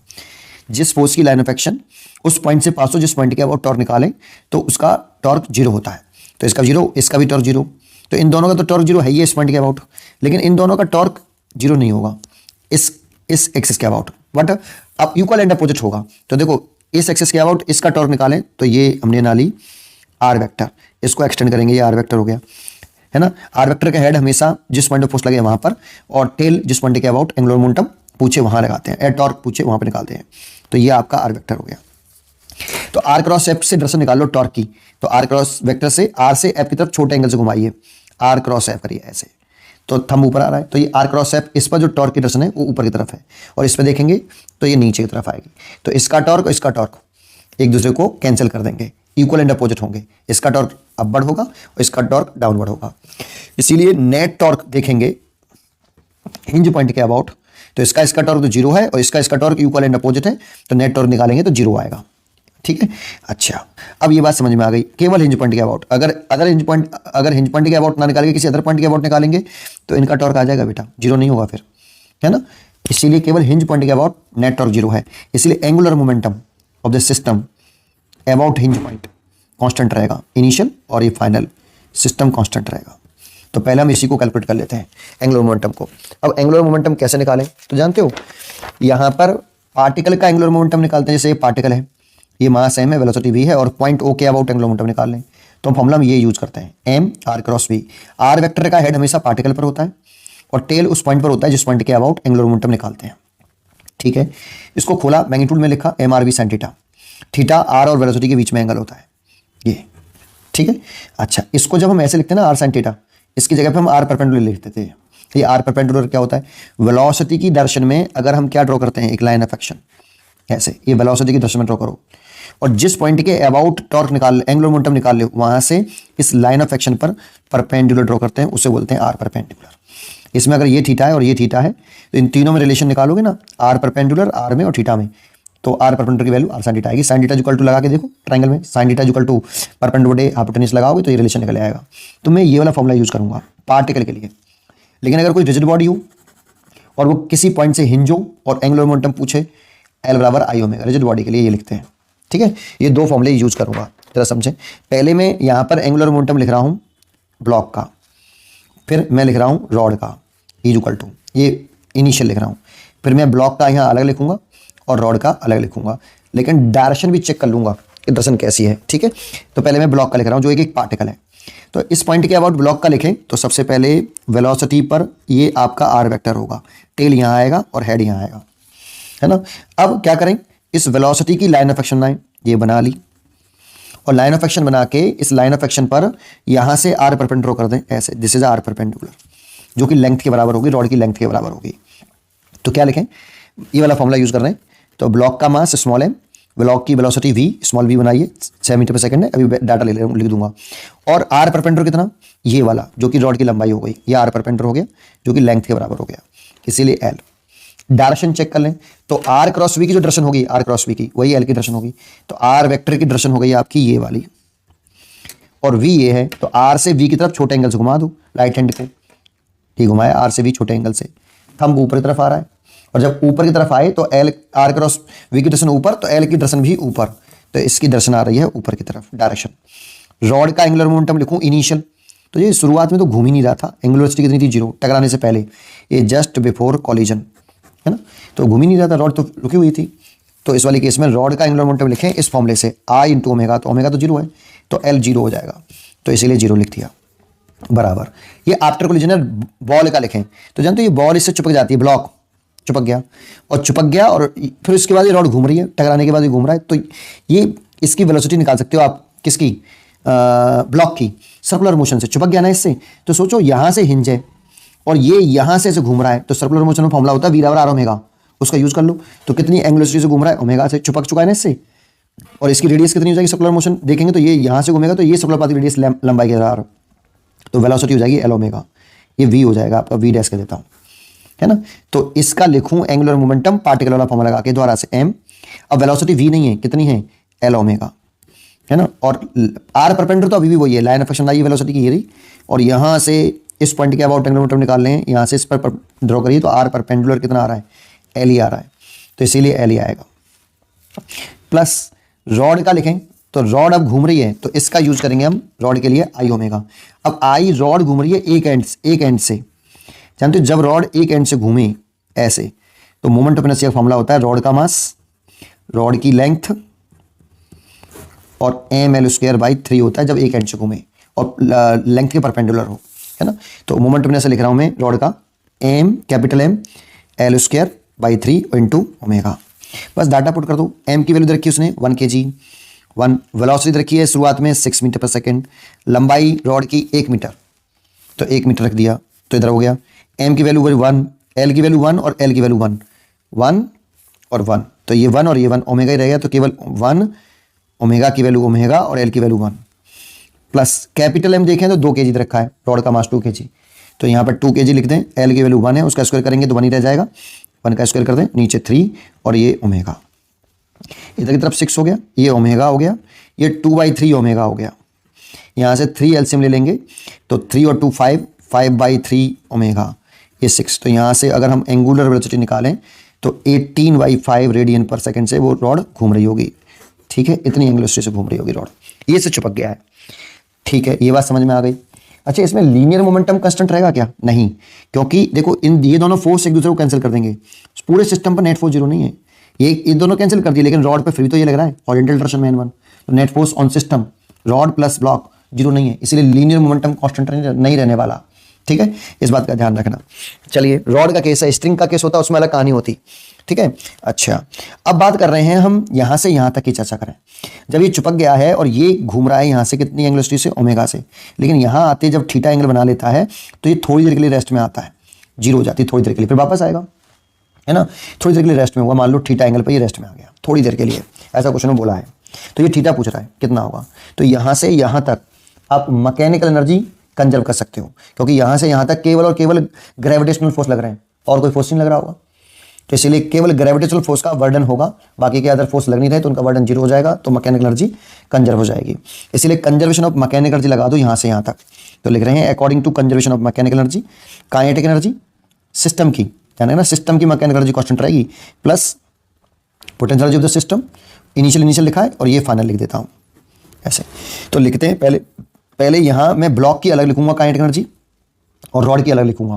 पहले मैं ब्लॉक की लिखता हूं, तो ब्लॉक के पास कितनी वेलोसिटी थी, ये इनिशियल मानना, ये फाइनल, ये इनिशियल और ये फाइनल, तो इनिशियल की यहां लिखेंगे, फाइनल की यहां लिखेंगे। तो ब्लॉक की कितनी वेलोसिटी थी यहां पे? ओमेगा एल, ये थी ओमेगा एल वी डैश, ये रहा ओमेगा एल। तो काइनेटिक एनर्जी लिख रहा हूं 1/2 ब्लॉक का मास और ब्लॉक की वेलोसिटी का स्क्वायर, तो ओमेगा स्क्वायर एल स्क्वायर, ये मैंने ब्लॉक की काइनेटिक एनर्जी लिखी है इनिशियल। प्लस अब मैं रॉड की लिखूं, तो जानते हो रॉड की काइनेटिक एनर्जी लिखनी है तो रॉड की रोटेशनल काइनेटिक एनर्जी होगी कितनी, हाफ आई ओमेगा स्क्वायर, ये लिखना है, और आई लिख लो रॉड का ml²/3, तो मैं लिख रहा हूँ 1/2 लिखा पहले तो मैंने, ये 1/2 ये वाला रोटेशनल एनर्जी का, आई लिख रहा हूँ अब, आई कितना, कैपिटल M L²/3 और ओमेगा का स्क्वायर है देखो, तो ओमेगा का स्क्वायर, ये रॉड की हो गई, लेकिन ये काइनेटिक एनर्जी लिखी है दोनों, प्लस पोटेंशियल एनर्जी पे आ जाओ। जानते हो ग्रेविटेशनल पोटेंशियल एनर्जी लिखते हैं तो एक रेफरेंस पॉइंट मानना पड़ता है, तो मैंने इसी को रेफरेंस पॉइंट मान लिया है, इस लोएस्ट लेवल को, रॉड का भी और ब्लॉक का भी, ग्रेविटेशनल रेफरेंस पॉइंट। यहां से ही हम हाइट मेजर करेंगे और यहां पे पोटेंशियल एनर्जी जीरो मान लेंगे, यहां पे हाइट भी जीरो मान लेंगे। ठीक है, तो बताओ ब्लॉक की पोटेंशियल एनर्जी कितनी है? जीरो, क्योंकि इसी को रेफरेंस पॉइंट माना है। तो ब्लॉक की पोटेंशियल एनर्जी ये लिख रहा हूं, ब्लॉक की पोटेंशियल एनर्जी जीरो, ये ब्लॉक की पोटेंशियल एनर्जी लिखी, ये तो काइनेटिक एनर्जी लिखी है दोनों, ये ब्लॉक की पोटेंशियल एनर्जी, प्लस रॉड की पोटेंशियल एनर्जी लिख रहा हूं इनिशियल बात कर रहे हैं। तो इस रॉड का टोटल मास कहां कंसंट्रेट होगा? रॉड के सेंटर ऑफ मास पर, तो रॉड का टोटल मास यहां होगा, ये सेंटर ऑफ मास है, तो टोटल मास अगर यहां होगा कैपिटल M, यहां होगा, तो इस रेफरेंस लेवल से कितना ऊपर है टोटल मास? L/2, तो इसलिए पोटेंशियल एनर्जी होगी कितनी रॉड की, कैपिटल M G L/2, ये रॉड की पोटेंशियल एनर्जी लिख दी इनिशियल, बराबर। अब आ जाओ काइनेटिक एनर्जी फाइनल की, काइनेटिक एनर्जी फाइनल लिखें, तो देखो यहाँ पे तो ब्लॉक भी रेस्ट में आ गया है थोड़ी देर के लिए और रॉड भी रेस्ट में आ गई है, तो रॉड की भी काइनेटिक एनर्जी जीरो और ब्लॉक की भी जीरो, तो मैंने रॉड की भी जीरो लिख दी और ब्लॉक की भी जीरो लिख दी, ये रॉड की काइनेटिक एनर्जी और ये ब्लॉक की काइनेटिक एनर्जी, कोई सी भी लिख लो पहले। ठीक है, अब मैं लिख रहा हूँ पोटेंशियल एनर्जी, ये थोड़ा सा सावधानी पूर्वक लिखना पड़ता है। तो पहले मैं ब्लॉक की लिख रहा हूँ, तो देखो ब्लॉक इस रेफरेंस लेवल से कितना ऊपर आया है, h हाइट ऊपर आया, ये मान लो, थोड़ा सा इस पर ध्यान देना आप ऐसे। तो ब्लॉक की अगर ब्लॉक की लिखूं तो कितना रेफरेंस लेवल से कितना ऊपर है, h हाइट, तो ग्रेविटेशनल पोटेंशियल कितनी होती है, mgh, ये ब्लॉक का लिखा है इसलिए ब्लॉक का मास लिखा है ब्लॉक, और रेफरेंस लेवल से ऊपर है इसीलिए mgh यहां लिखा है, प्लस सेंटर ऑफ मास भी राइज करेगा, तो सेंटर ऑफ मास यहां से राइज करके यहां पहुंच गया, तो इसकी सेंटर ऑफ मास यहाँ पहुंच गया तो टोटल मास यहाँ पहुंच गया। तो मान लो इसकी जो हाइट है रेफरेंस लेवल से इससे, क्योंकि मैंने इसको रेफरेंस लेवल माना है, वो एच डैश है। तो मैं ब्लॉक की रॉड की लिखूंगा तो एम जी एच डैश लिखूंगा। अब मेरे को एच निकालना है और एच डैश भी निकालना है, ठीक है। तो देखो नेक्स्ट पेज पर करता हूँ, सिंपल है क्वेश्चन, अगर समझाना नहीं है तो बहुत जल्दी कर देता मैं। यहाँ तक आया, यहाँ तक आया बेटा? हाँ सर यहाँ तक तो आया। अब जरा समझो, अगर मैं और चर्चा करूँ तो देखो इसमें मेरे को क्या निकालना है, थोड़ा सा मैं फिगर दोबारा से रिपीट कर रहा हूँ, इसको समझना अच्छे तरीके से। है कुछ नहीं, ज्योमेट्री है उसमें, और कोई लंबी चौड़ी ज्योमेट्री नहीं है, सिंपल सी ज्योमेट्री है, वो समझाने में समय है। देखो ये पूरी लंबाई तो एल थी ना, हाँ, और इसी से यहाँ ब्लॉक अटैच था, हाँ। अब ये ब्लॉक यहाँ पे पहुँच गया है, मैंने कहा हाँ। तो इसकी ये एच हाइट निकालनी है, मैंने कहा हाँ। कैसे निकालूँ सर? तो एक बात बताओ, ये लंबाई कितनी एल और ये एंगल कितना थीटा। तो इस एल के कंपोनेंट कर लो, या तो कंपोनेंट करो या cos theta sine theta trigonometry से भी कर सकते हो। ये वाली हाइट निकालो, ये वाली हाइट कितनी है, ये वाली, ये डिस्टेंस निकालो। तो मैं तो हमेशा कंपोनेंट से करता हूँ, एल के कंपोनेंट करो इस वाले के एल के। तो एक कंपोनेंट ये आएगा देखो ऐसे, और एक कंपोनेंट ये वाला होगा, एक तो ये होगा और एक ये होगा। तो सोचो अगर ये थीटा है तो ये वाला कंपोनेंट कितना होगा, एल कॉस थीटा, ये वाला। तो एच निकालना है, सोचो ये एल है और ये एल कॉस थीटा है, तो कितना होगा, एल में से एल कॉस थीटा हम घटा देंगे तो एल 1 माइनस के कॉस थीटा होगा, ये आपकी एच आ गई। ठीक है सर, अब मेरे को एच डैश निकालना है। तो पहले ये मिड पॉइंट था, ये सेंटर ऑफ मास था, मिड पॉइंट पे तो और गया सेंटर ऑफ मास, ये ऐसे राइज करके यहाँ पर पहुँच गया ऐसे सेंटर ऑफ मास। तो ये बताओ ये दूरी कितनी है, ये वाली, ये तो L/2 होगी ना, ये centre of mass mid point पर होता है ना भाई, ये पूरी L थी तो ये दूरी L/2। अब इस L/2 के कंपोनेंट करो, मेरे को निकालना है एच डैश। तो इस L/2 के कंपोनेंट करो तो एक कंपोनेंट ये आएगा, ये वाला इतना इतना, और एक कंपोनेंट आएगा ये वाला इतना, ये वाला L/2 का ये कंपोनेंट आएगा इतना। तो ये वाला कितना आ रहा है वो बताओ। तो ये वाला आ रहा है यहाँ से ये वाली हाइट, ये वाली हाइट बता रहा हूँ, ये हाइट आ रही है कितनी, कंपोनेंट ये वाला L/2 कॉस थीटा। सोचो एच डैश निकालना है मेरे को, ये वाली हाइट निकालनी है। तो एच डैश कितना होगा बोलो, एल में से, अगर ये पूरी एल है इसमें से L/2 कॉस थीटा घटा दूं तो ये निकल आएगी, हाँ सर निकल आएगी। तो एल में से L/2 कॉस थीटा घटा दो तो निकल आया एच डैश। ठीक है, अच्छा तो दोनों वैल्यू यहाँ पुट करता हूँ मैं, अब आगे आ जाओ।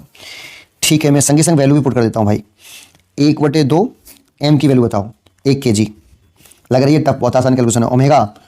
ओमेगा को मैं अभी पुट नहीं कर रहा, ओमेगा इसको रहने देता हूँ। एल की वैल्यू 1, ब्लॉक का मास 1 और लेंथ ऑफ रॉड भी 1। ठीक है, तो मैंने यहाँ पे इसकी वैल्यू पुट कर दी, ये प्लस इसको 1/2 और कैपिटल एम कितना, कैपिटल एम 2 kg, लंबाई 1 उसका स्क्वायर और नीचे 3 और ओमेगा स्क्वायर ऐसे कैसे ही, प्लस ये जो एम जी L/2 है इसे कैपिटल एम जी L/2 अभी ऐसे रहने दो, बताता हूँ क्यों। बराबर एम जी, स्मॉल एच की वैल्यू कितनी थी, एल कॉमन ले लिया था 1 माइनस कॉस थीटा, है ना, ये अभी निकाली मैंने, L bracket minus 1 minus cos theta plus capital M G और एच डैश की वैल्यू कितनी थी, L minus L/2 cos theta. तो देखो ये तो हो गया आपका 2 से 2 कट गया, ये हो गया 1/2 ओमेगा स्क्वायर, ये हो गया 1/3 ओमेगा स्क्वायर, बराबर इस वाले को इधर ले आऊं तो देखो small M G L 1 minus के कॉस थीटा, और इसको इधर लेके आएंगे तो क्या कॉमन है, इसको पहले इधर ले आओ और फिर कॉमन ले लो कितना, कैपिटल एम जी ले लिया सर।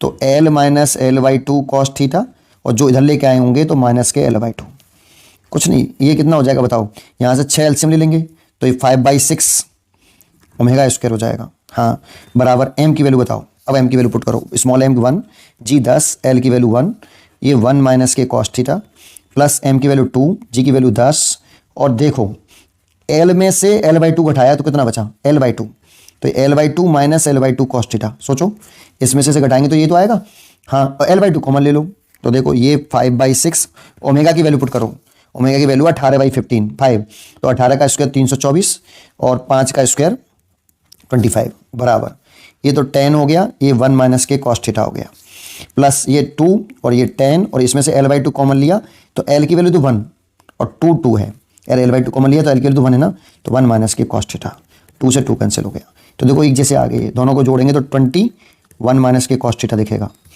6 से ये काट दिया, ये कट रहा है 54 बार, और 5 से कट रहा है ये 5 बार, तो ये 54 डिवाइडेड बाई कितना आपका 5, इसका से मल्टीप्लाई कर लो तो 54/100, ये 1 माइनस के कॉस थीटा, ये आपका 0.54 हो गया और ये 1 माइनस के कॉस थीटा। तो कॉस थीटा देखें तो 1 माइनस 0.54, तो ये 0.46 आ जाएगा, 46 कॉस थीटा। अब यहाँ थोड़ा सा दिमाग लगाना पड़ेगा।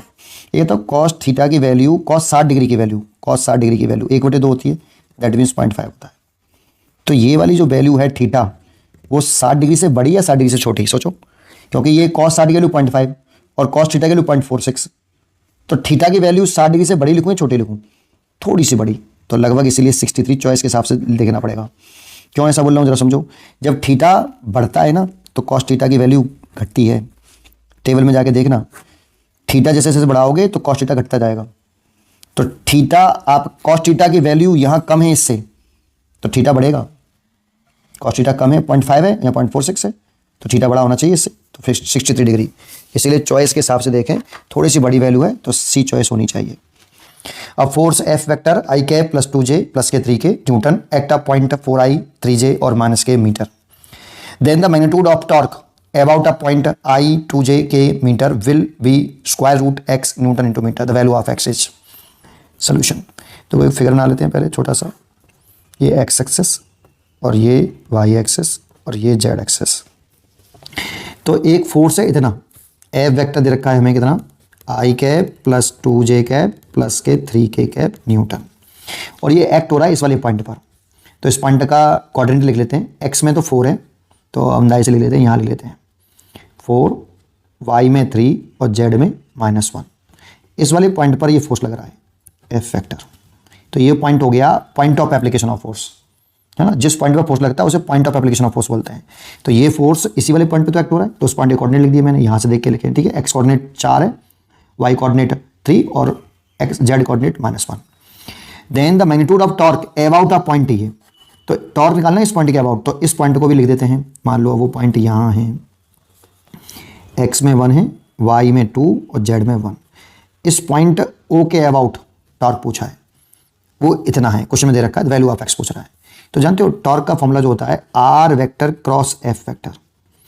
तो इसमें r वेक्टर का नेम इंपॉर्टेंट होता है, तो मैंने यहाँ लिख रखा है r वेक्टर का नेम कि position vector of a point of application of force. Point of application of force वो पॉइंट है जिस पॉइंट पर फोर्स लग रहा है, तो इस पॉइंट को हम point of application of force बोलेंगे।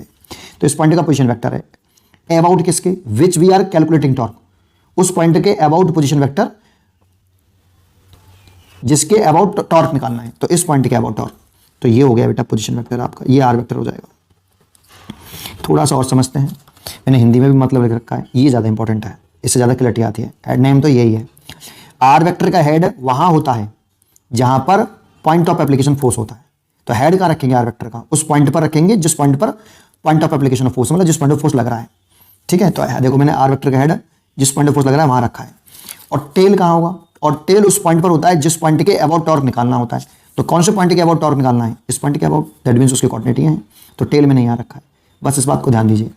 अब आर वेक्टर निकाल लीजिए आप। आर वेक्टर कैसे निकालते हैं, हेड में से टेल वाला घटा दो, तो हेड में से टेल वाला घटा के निकालेंगे, x में से x, y में से y और z में से z। आपने देखो पढ़ा होगा x2 - x1 आई कैप, लेकिन उसे इस तरह से मत याद करो x2 - x1, ऐसे याद करो हेड में से टेल घटाते हैं, है ना।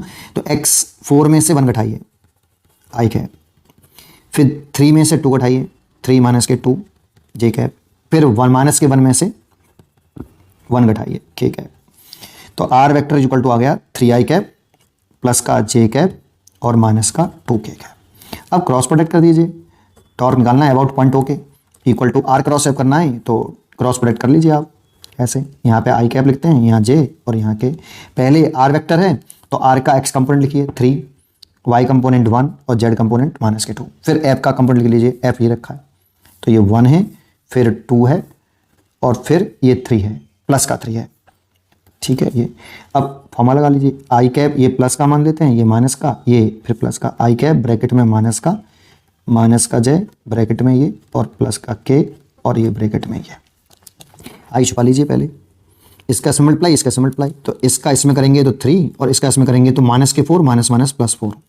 फिर जे छुपा लीजिए आप, 3 का इसमें करो 3 में, इसका इसमें 9 और इसका इसमें करेंगे तो -2, तो माइनस +2 हो जाएगा। फिर इसको छुपा लीजिए, इसका इसमें 6 और इसका इसमें करिए 1, तो ये आ गया 7i माइनस का 11j और प्लस का 5k। ये तो टॉर्क आ गया आपका, इसका मैग्नीट्यूड निकाल लो तो रूट के अंदर स्क्वायर रूट 7 का 49 और माइनस के 11 का स्क्वायर करेंगे तो 121 और ये 25, सबको जोड़ते हैं तो जोड़ने के बाद क्या आ रहा है, जोड़ने के बाद आ रहा है 195, है ना, जोड़ के देखिए। और ये दे रखा है हमें रूट एक्स, वो साइड का स्क्वायर करिए, एक्स बराबर 195, तो ये ए चॉइस इज करेक्ट। अब massless triangle E F G side A has 3 particles हैं बेटा of mass m situated at its vertices.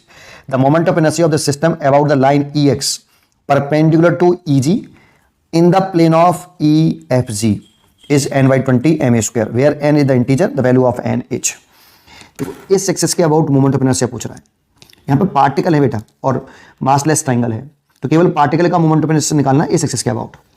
तो जानते हो अगर ये कोई रोटेशनल एक्सिस है और ये कोई पार्टिकल है और इसका ये परपेंडिकुलर सेपरेशन है पार्टिकल की फ्रॉम रोटेशनल एक्सिस, तो इसका फॉर्मूला होता है I equal to mass of particle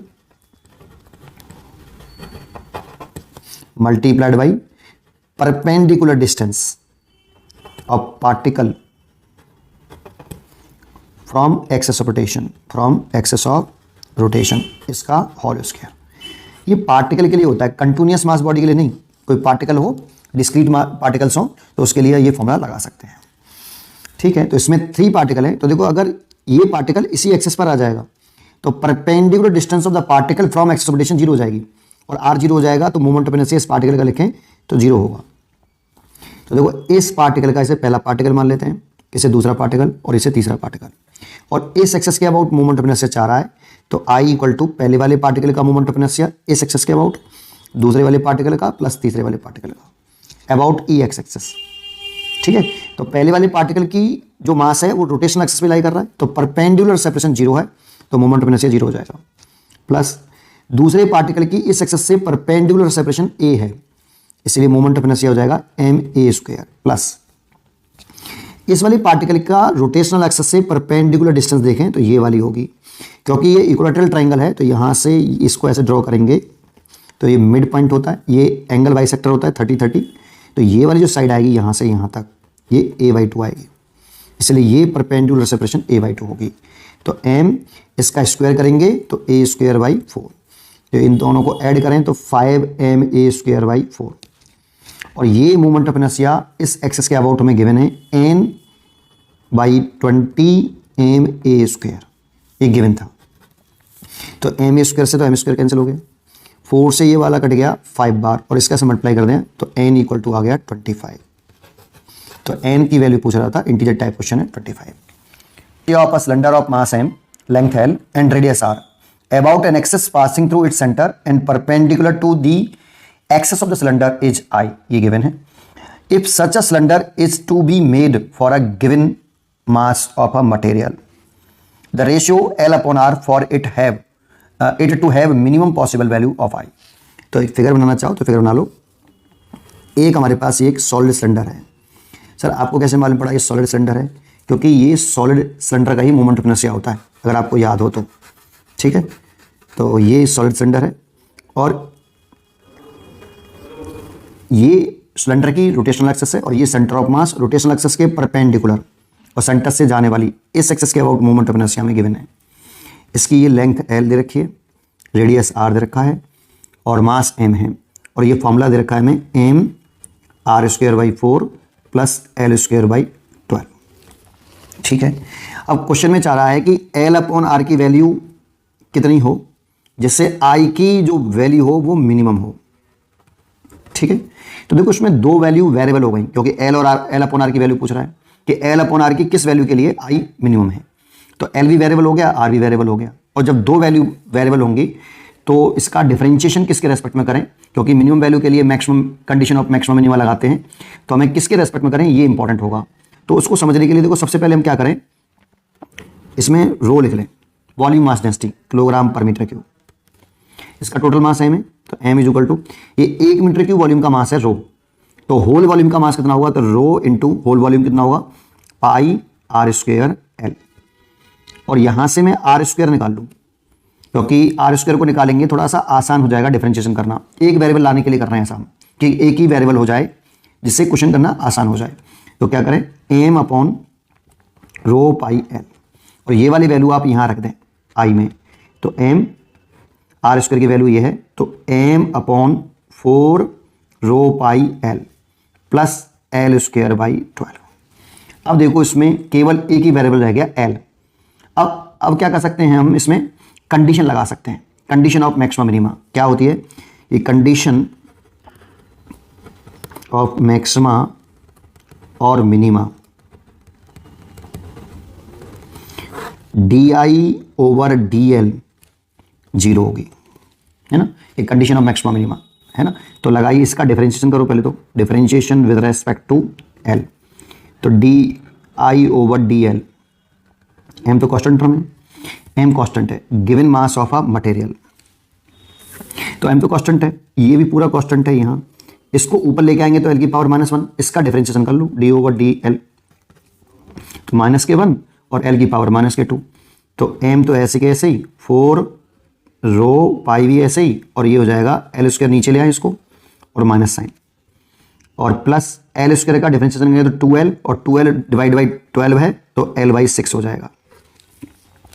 इसकी वैल्यू कितनी है, 0 है, D I over D L 0, तो इसकी वैल्यू 0 पुट कर दें, एम ब्रैकेट में माइनस का M 4 pi rho L square plus l/6। तो देखो ये तो आप 0 में चला गया, ये समझ लो, इसको इधर ले आए तो क्या लिखेंगे, M upon 4 pi rho L square equal to l/6।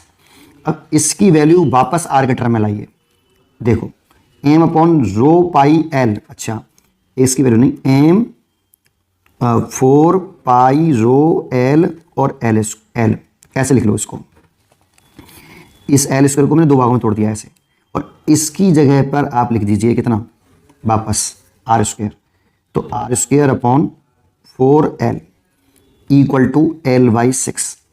तो इसको आप इधर ले आइए, इसको इधर ले आइए, तो R square upon L square की वैल्यू बताओ, ये आ जाएगी 4/6 और 4 से काट देंगे तो 2/3, फिर 2 से 2 काट दिया, 2 से 3 काट दिया, ये तो 2/3, तो r/l आया, लेकिन पूछा हमसे l/r है, तो उल्टा कर लो पहले, L square upon R square is equal to 3/2, तो l upon R is equal to √3/2, तो l अपॉन आर की इस वैल्यू के लिए आपकी ये वैल्यू मिनिमम होगी।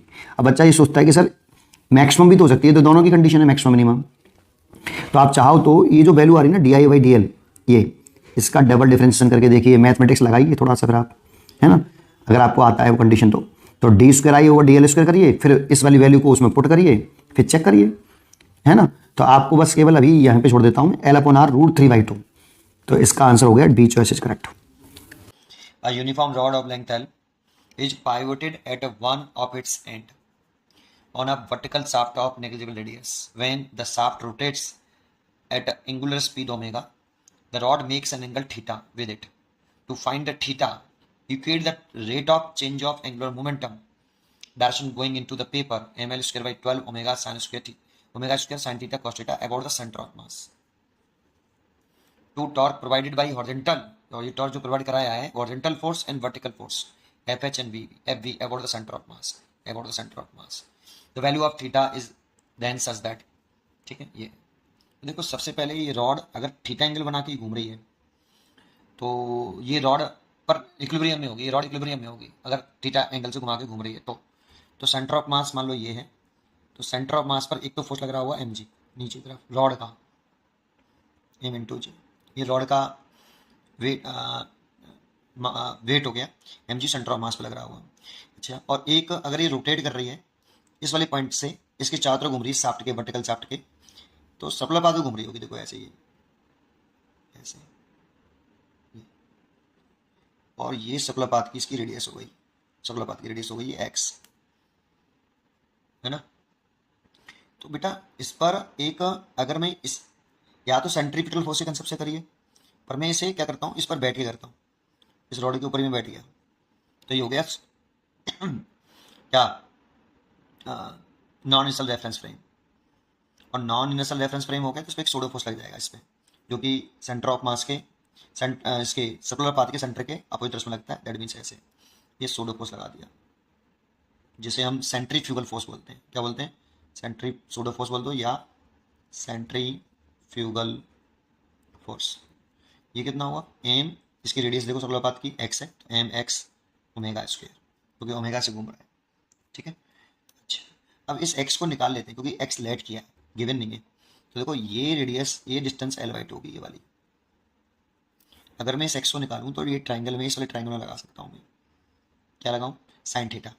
तो चलो मैं एक पॉइंट डाल देता हूँ यहाँ पे, ए डाल देता हूँ, इस पर सी डाल देता हूँ, और ये सेंटर ऑफ मास पे बी। तो ट्राइंगल ए सी बी में लगा लेता हूँ और साइन थीटा लगा लेता हूँ। Sine theta is equal to perpendicular बटे hypotenuse X upon L by two, then X is equal to L by two sine theta. तो ये सेंट्रीफ्यूगल जो फोर्स लग रहा है ये हो गया M L by two sine theta omega square, और एक एम जी लग रहा है। अब देखो अगर ये इक्विलिब्रियम में है, इनइक्विलिब्रियम यहाँ लिख लेता हूँ, इक्विलिब्रियम ऑफ द रॉड, अगर रॉड इक्विलिब्रियम में, तो देखो एम जी को बैलेंस करेगा ये हिंज फोर्स, यहाँ से हिंज है रॉड आपकी, तो हिंज फोर्स बैलेंस करेगा। तो इसलिए एफ बी को तो बैलेंस किया एम जी ने, तो एफ बी के लिए तो एम जी हो गई, और एफ एच इसको बैलेंस करेगा सूडो फोर्स को, एंड जो एफ एच है ये बैलेंस करेगा इसको सूडो फोर्स को, M L by two omega square को पहले लिख लिया, इंटू साइन थीटा। ये देखो ये बैलेंसिंग हो गई, ठीक है। अच्छा, तभी थीटा कांस्टेंट रह पाएगा जब बैलेंस हो जाएगा रॉड, ठीक है। अच्छा, अब टॉर्क निकाल लो, किसके अबाउट निकालना है, क्वेश्चन में साफ साफ कहा है, निकालना नहीं है, टॉर्क दे रखा है आपको। देखो क्या दे रखा है हमें यहाँ क्वेश्चन में, गिवन है रेट ऑफ एंगुलर मोमेंटम, और ये भी किसके अबाउट दे रखा है, अबाउट सेंटर ऑफ मास। देखो rate of change and angular momentum, rate, यहाँ पे आ जाओ, rate of change of angular momentum M L square by 12 omega square sine theta cos theta about the centre of mass. किसके about दे रखा है, centre of mass के about. तो rate of change angular momentum क्या होता है, D L over D T, ये rate of change in angular momentum, और ये हमें दे रखा है कितना, M L square by 12 omega square sine theta cos theta. तो मैं लिख लेता हूँ इसको, M L square by 12 omega square sine theta और कॉस थीटा, और इसको हम टॉर्क भी बोलते हैं बेटा, लेकिन किसके अबाउट है, ये सेंटर ऑफ मास के अबाउट है, about centre of mass, about the centre of mass. इतना टॉर्क किसने डेवलप किया है, ये बता रहा है हमें, to provide torque provided by the horizontal and vertical force F H and F B about the centre of mass. ये जो टॉर्क हमें प्रोवाइड कराया रॉड को सेंटर ऑफ मास के अबाउट, ये एफ बी और एफ एच ने कराया है। तो बस आपको क्या करना है कि ये टॉर्क आपको गिवन है, और इसमें सबसे इंपॉर्टेंट पॉइंट क्या दे रखा है पता है, डायरेक्शन। जो टॉर्क दे रखा है हमें ये वाला, इसकी डायरेक्शन कैसी है, direction going into the paper. तो इसका मतलब इसकी डायरेक्शन डाउनवर्ड डायरेक्शन में है, पेपर के परपेंडिकुलर और अंदर की तरफ है, ये हमें गिवन है। और ये टॉर्क पॉजिटिव दे रखा है, इसका मतलब अंदर की तरफ जो है टॉर्क पॉजिटिव है, ये हमें क्वेश्चन में गिवन है। देखो ये line, direction going into the paper, सबसे इंपॉर्टेंट लाइन ये भी है बेटा इसमें, ठीक है। अब क्या करना है आपको, बस केवल सेंटर ऑफ मास के अबाउट टॉर्क निकालना है, किसका, एफ बी का और एफ एच का, और वो उसे इसके इक्वल कर देना है, ऐसा कह रहा है। To torque provided by horizontal and vertical force F H and F B about the centre of mass. इतना टॉर्क रॉड को प्रोवाइड कराया एफ एच और एफ बी ने सेंटर ऑफ मास के अबाउट। तो बस आप सेंटर ऑफ मास के अबाउट एफ एच और एफ बी का टॉर्क निकाल लो, और उसके इसके इक्वल कर दो। तो नाउ क्या करना है, torque about the centre of mass is equal to, पहले मैं एफ बी का टॉर्क निकालूं। देखो एम जी का टॉर्क सेंटर ऑफ मास के अबाउट जीरो होगा, क्योंकि एम जी तो यहीं से पास हो रही है, और ये सूडो फोर्स भी यहीं से पास हो रही है, तो इसकी लाइन ऑफ एक्शन जीरो हो गई, लाइन ऑफ एक्शन से परपेंडिकुलर डिस्टेंस जीरो हो गई, तो टॉर्क तो इनका जीरो होगा, इसका जीरो होगा। इसका देख लेते हैं एफ बी का torque.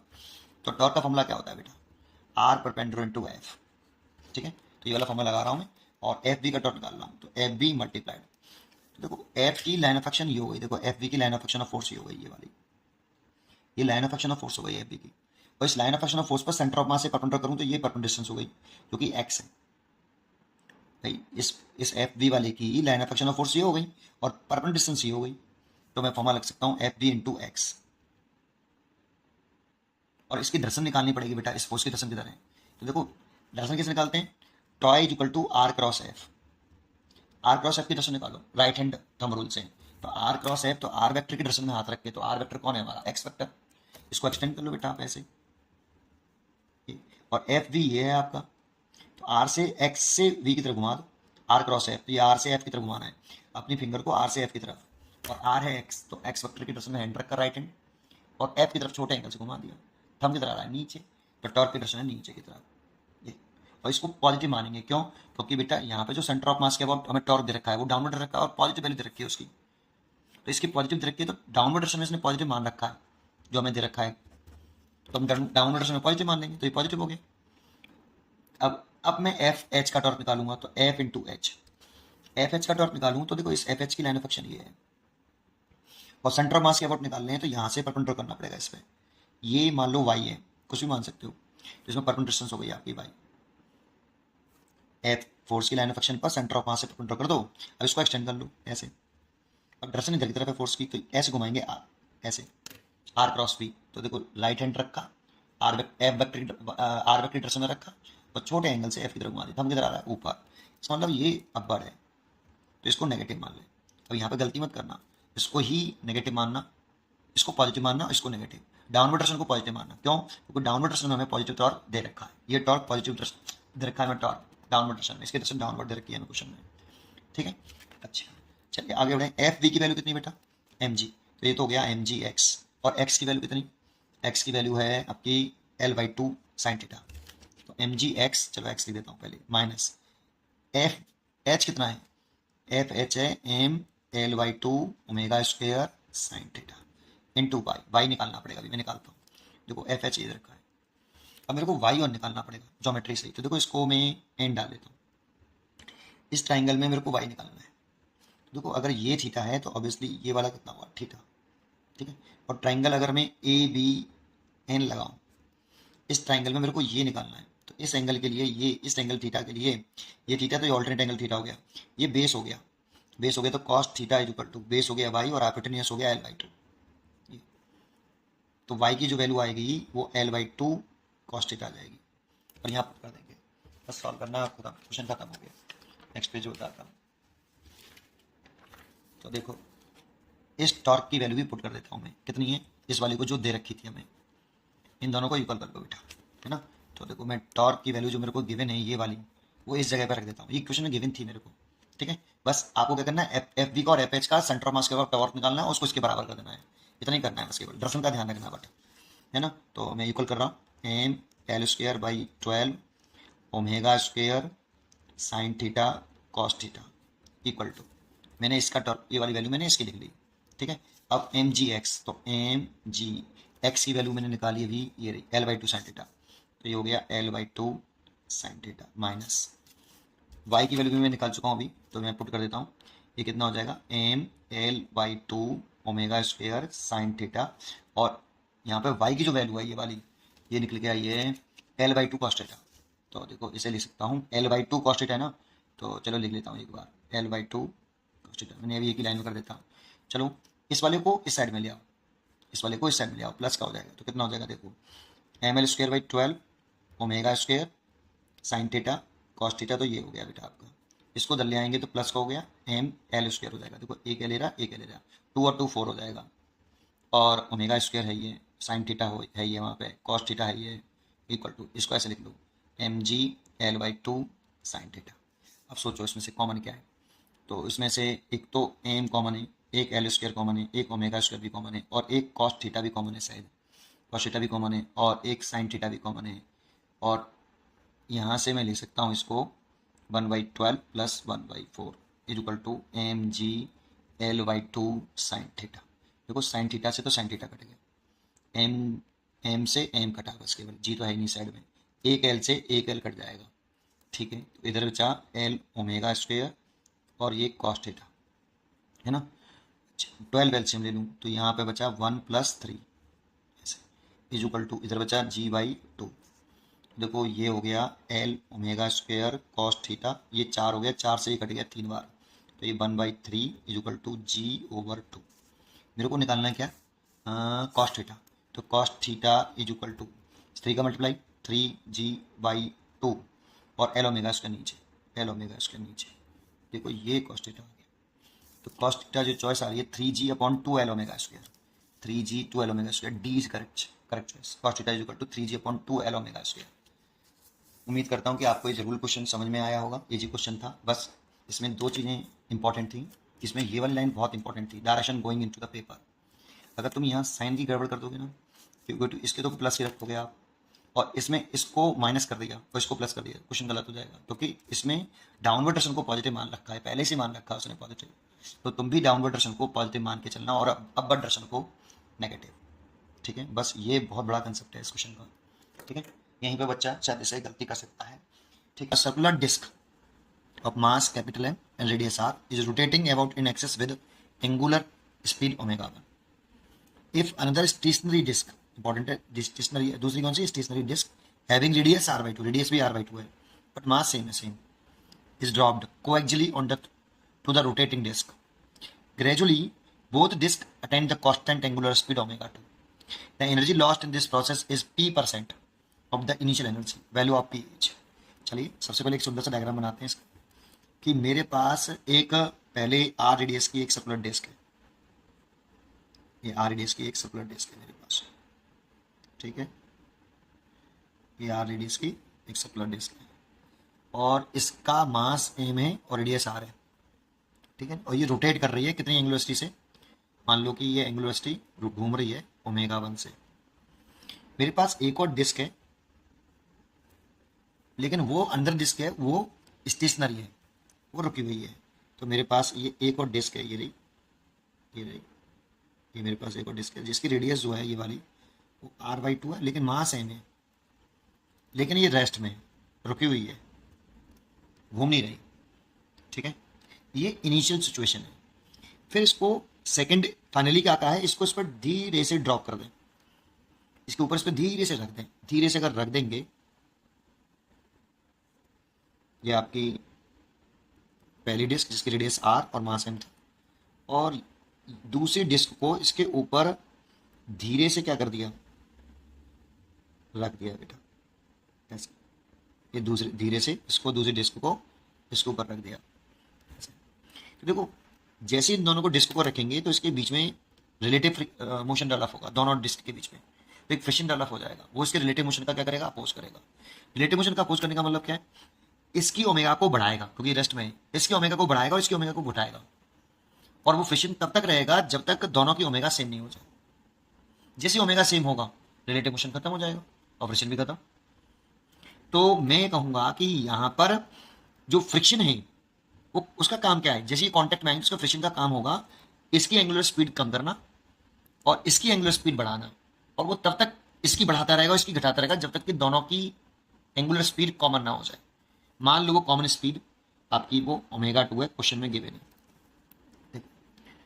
Is dropped coaxially on the rotating disc gradually, gradually धीरे धीरे, both disc attain constant angular speed omega 2। लेकिन ये कांस्टेंट एंगुलर स्पीड जो अटेन करी होगी वो ड्यू टू फ्रिक्शन की वजह से करी होगी, और हम जानते हैं जब भी फ्रिक्शन आता है तो एनर्जी खाता है, फ्रिक्शन ही एनर्जी खा गया होगा, इसीलिए इसकी जो एनर्जी होगी टोटल एनर्जी वो इससे इसकी एनर्जी से ज़्यादा होगी, क्योंकि इसकी कुछ एनर्जी कौन खा गया होगा, फ्रिक्शन। तो फ्रिक्शन की वजह से एनर्जी में लॉस होगा। The energy lost in this process is p% of the initial energy, value of p पूछ रहा है। तो देखो कैसे करें। तो एक चीज़ और देखो, इसमें मैंने इसको ड्रॉप किया है, बस केवल ड्रॉप किया है, मैंने कोई एक्सटर्नल टॉर्क नहीं लगाया। तो इस बॉडी पर लगाया गया, मैंने कोई एक्सटर्नल टॉर्क नहीं लगाया, तो एक्सटर्नल टॉर्क जीरो हो इफ, तो टॉय इज इक्वल टू होता है dl/dt। अगर एक्सटर्नल टॉर्क जीरो तो dl/dt जीरो, तो इसका मतलब L कैसा, कांस्टेंट। तो L कांस्टेंट रहेगा बेटा। तो इसको इनिशियल कंडीशन कह रहे हैं, इसे फाइनल कह रहे हैं, तो इनिशियल एंगुलर मोमेंटम और फाइनल एंगुलर मोमेंटम कांस्टेंट रहेगा। सबसे पहले तो ये करिए, तो इनिशियल एंगुलर मोमेंटम लिखो इसका। तो देखो इस डिस्क का एंगुलर मोमेंटम लिखें, पहली वाली का, फर्स्ट डिस्क का, इसका फर्स्ट का लिख रहे हैं, तो क्या लिखें, एंगुलर मोमेंटम होता है I ओमेगा। देखो I कितना हुआ, डिस्क है, इसका मास m है और रेडियस r है, और डिस्क का मोमेंट ऑफ इनर्शिया का फॉर्मूला हम जानते हैं, वो हाफ m r² होता है। ये डिस्क का मोमेंट ऑफ इनर्शिया का फॉर्मूला, तो यहाँ रख रहा हूँ बेटा, फर्स्ट डिस्क का लिख रहा हूँ।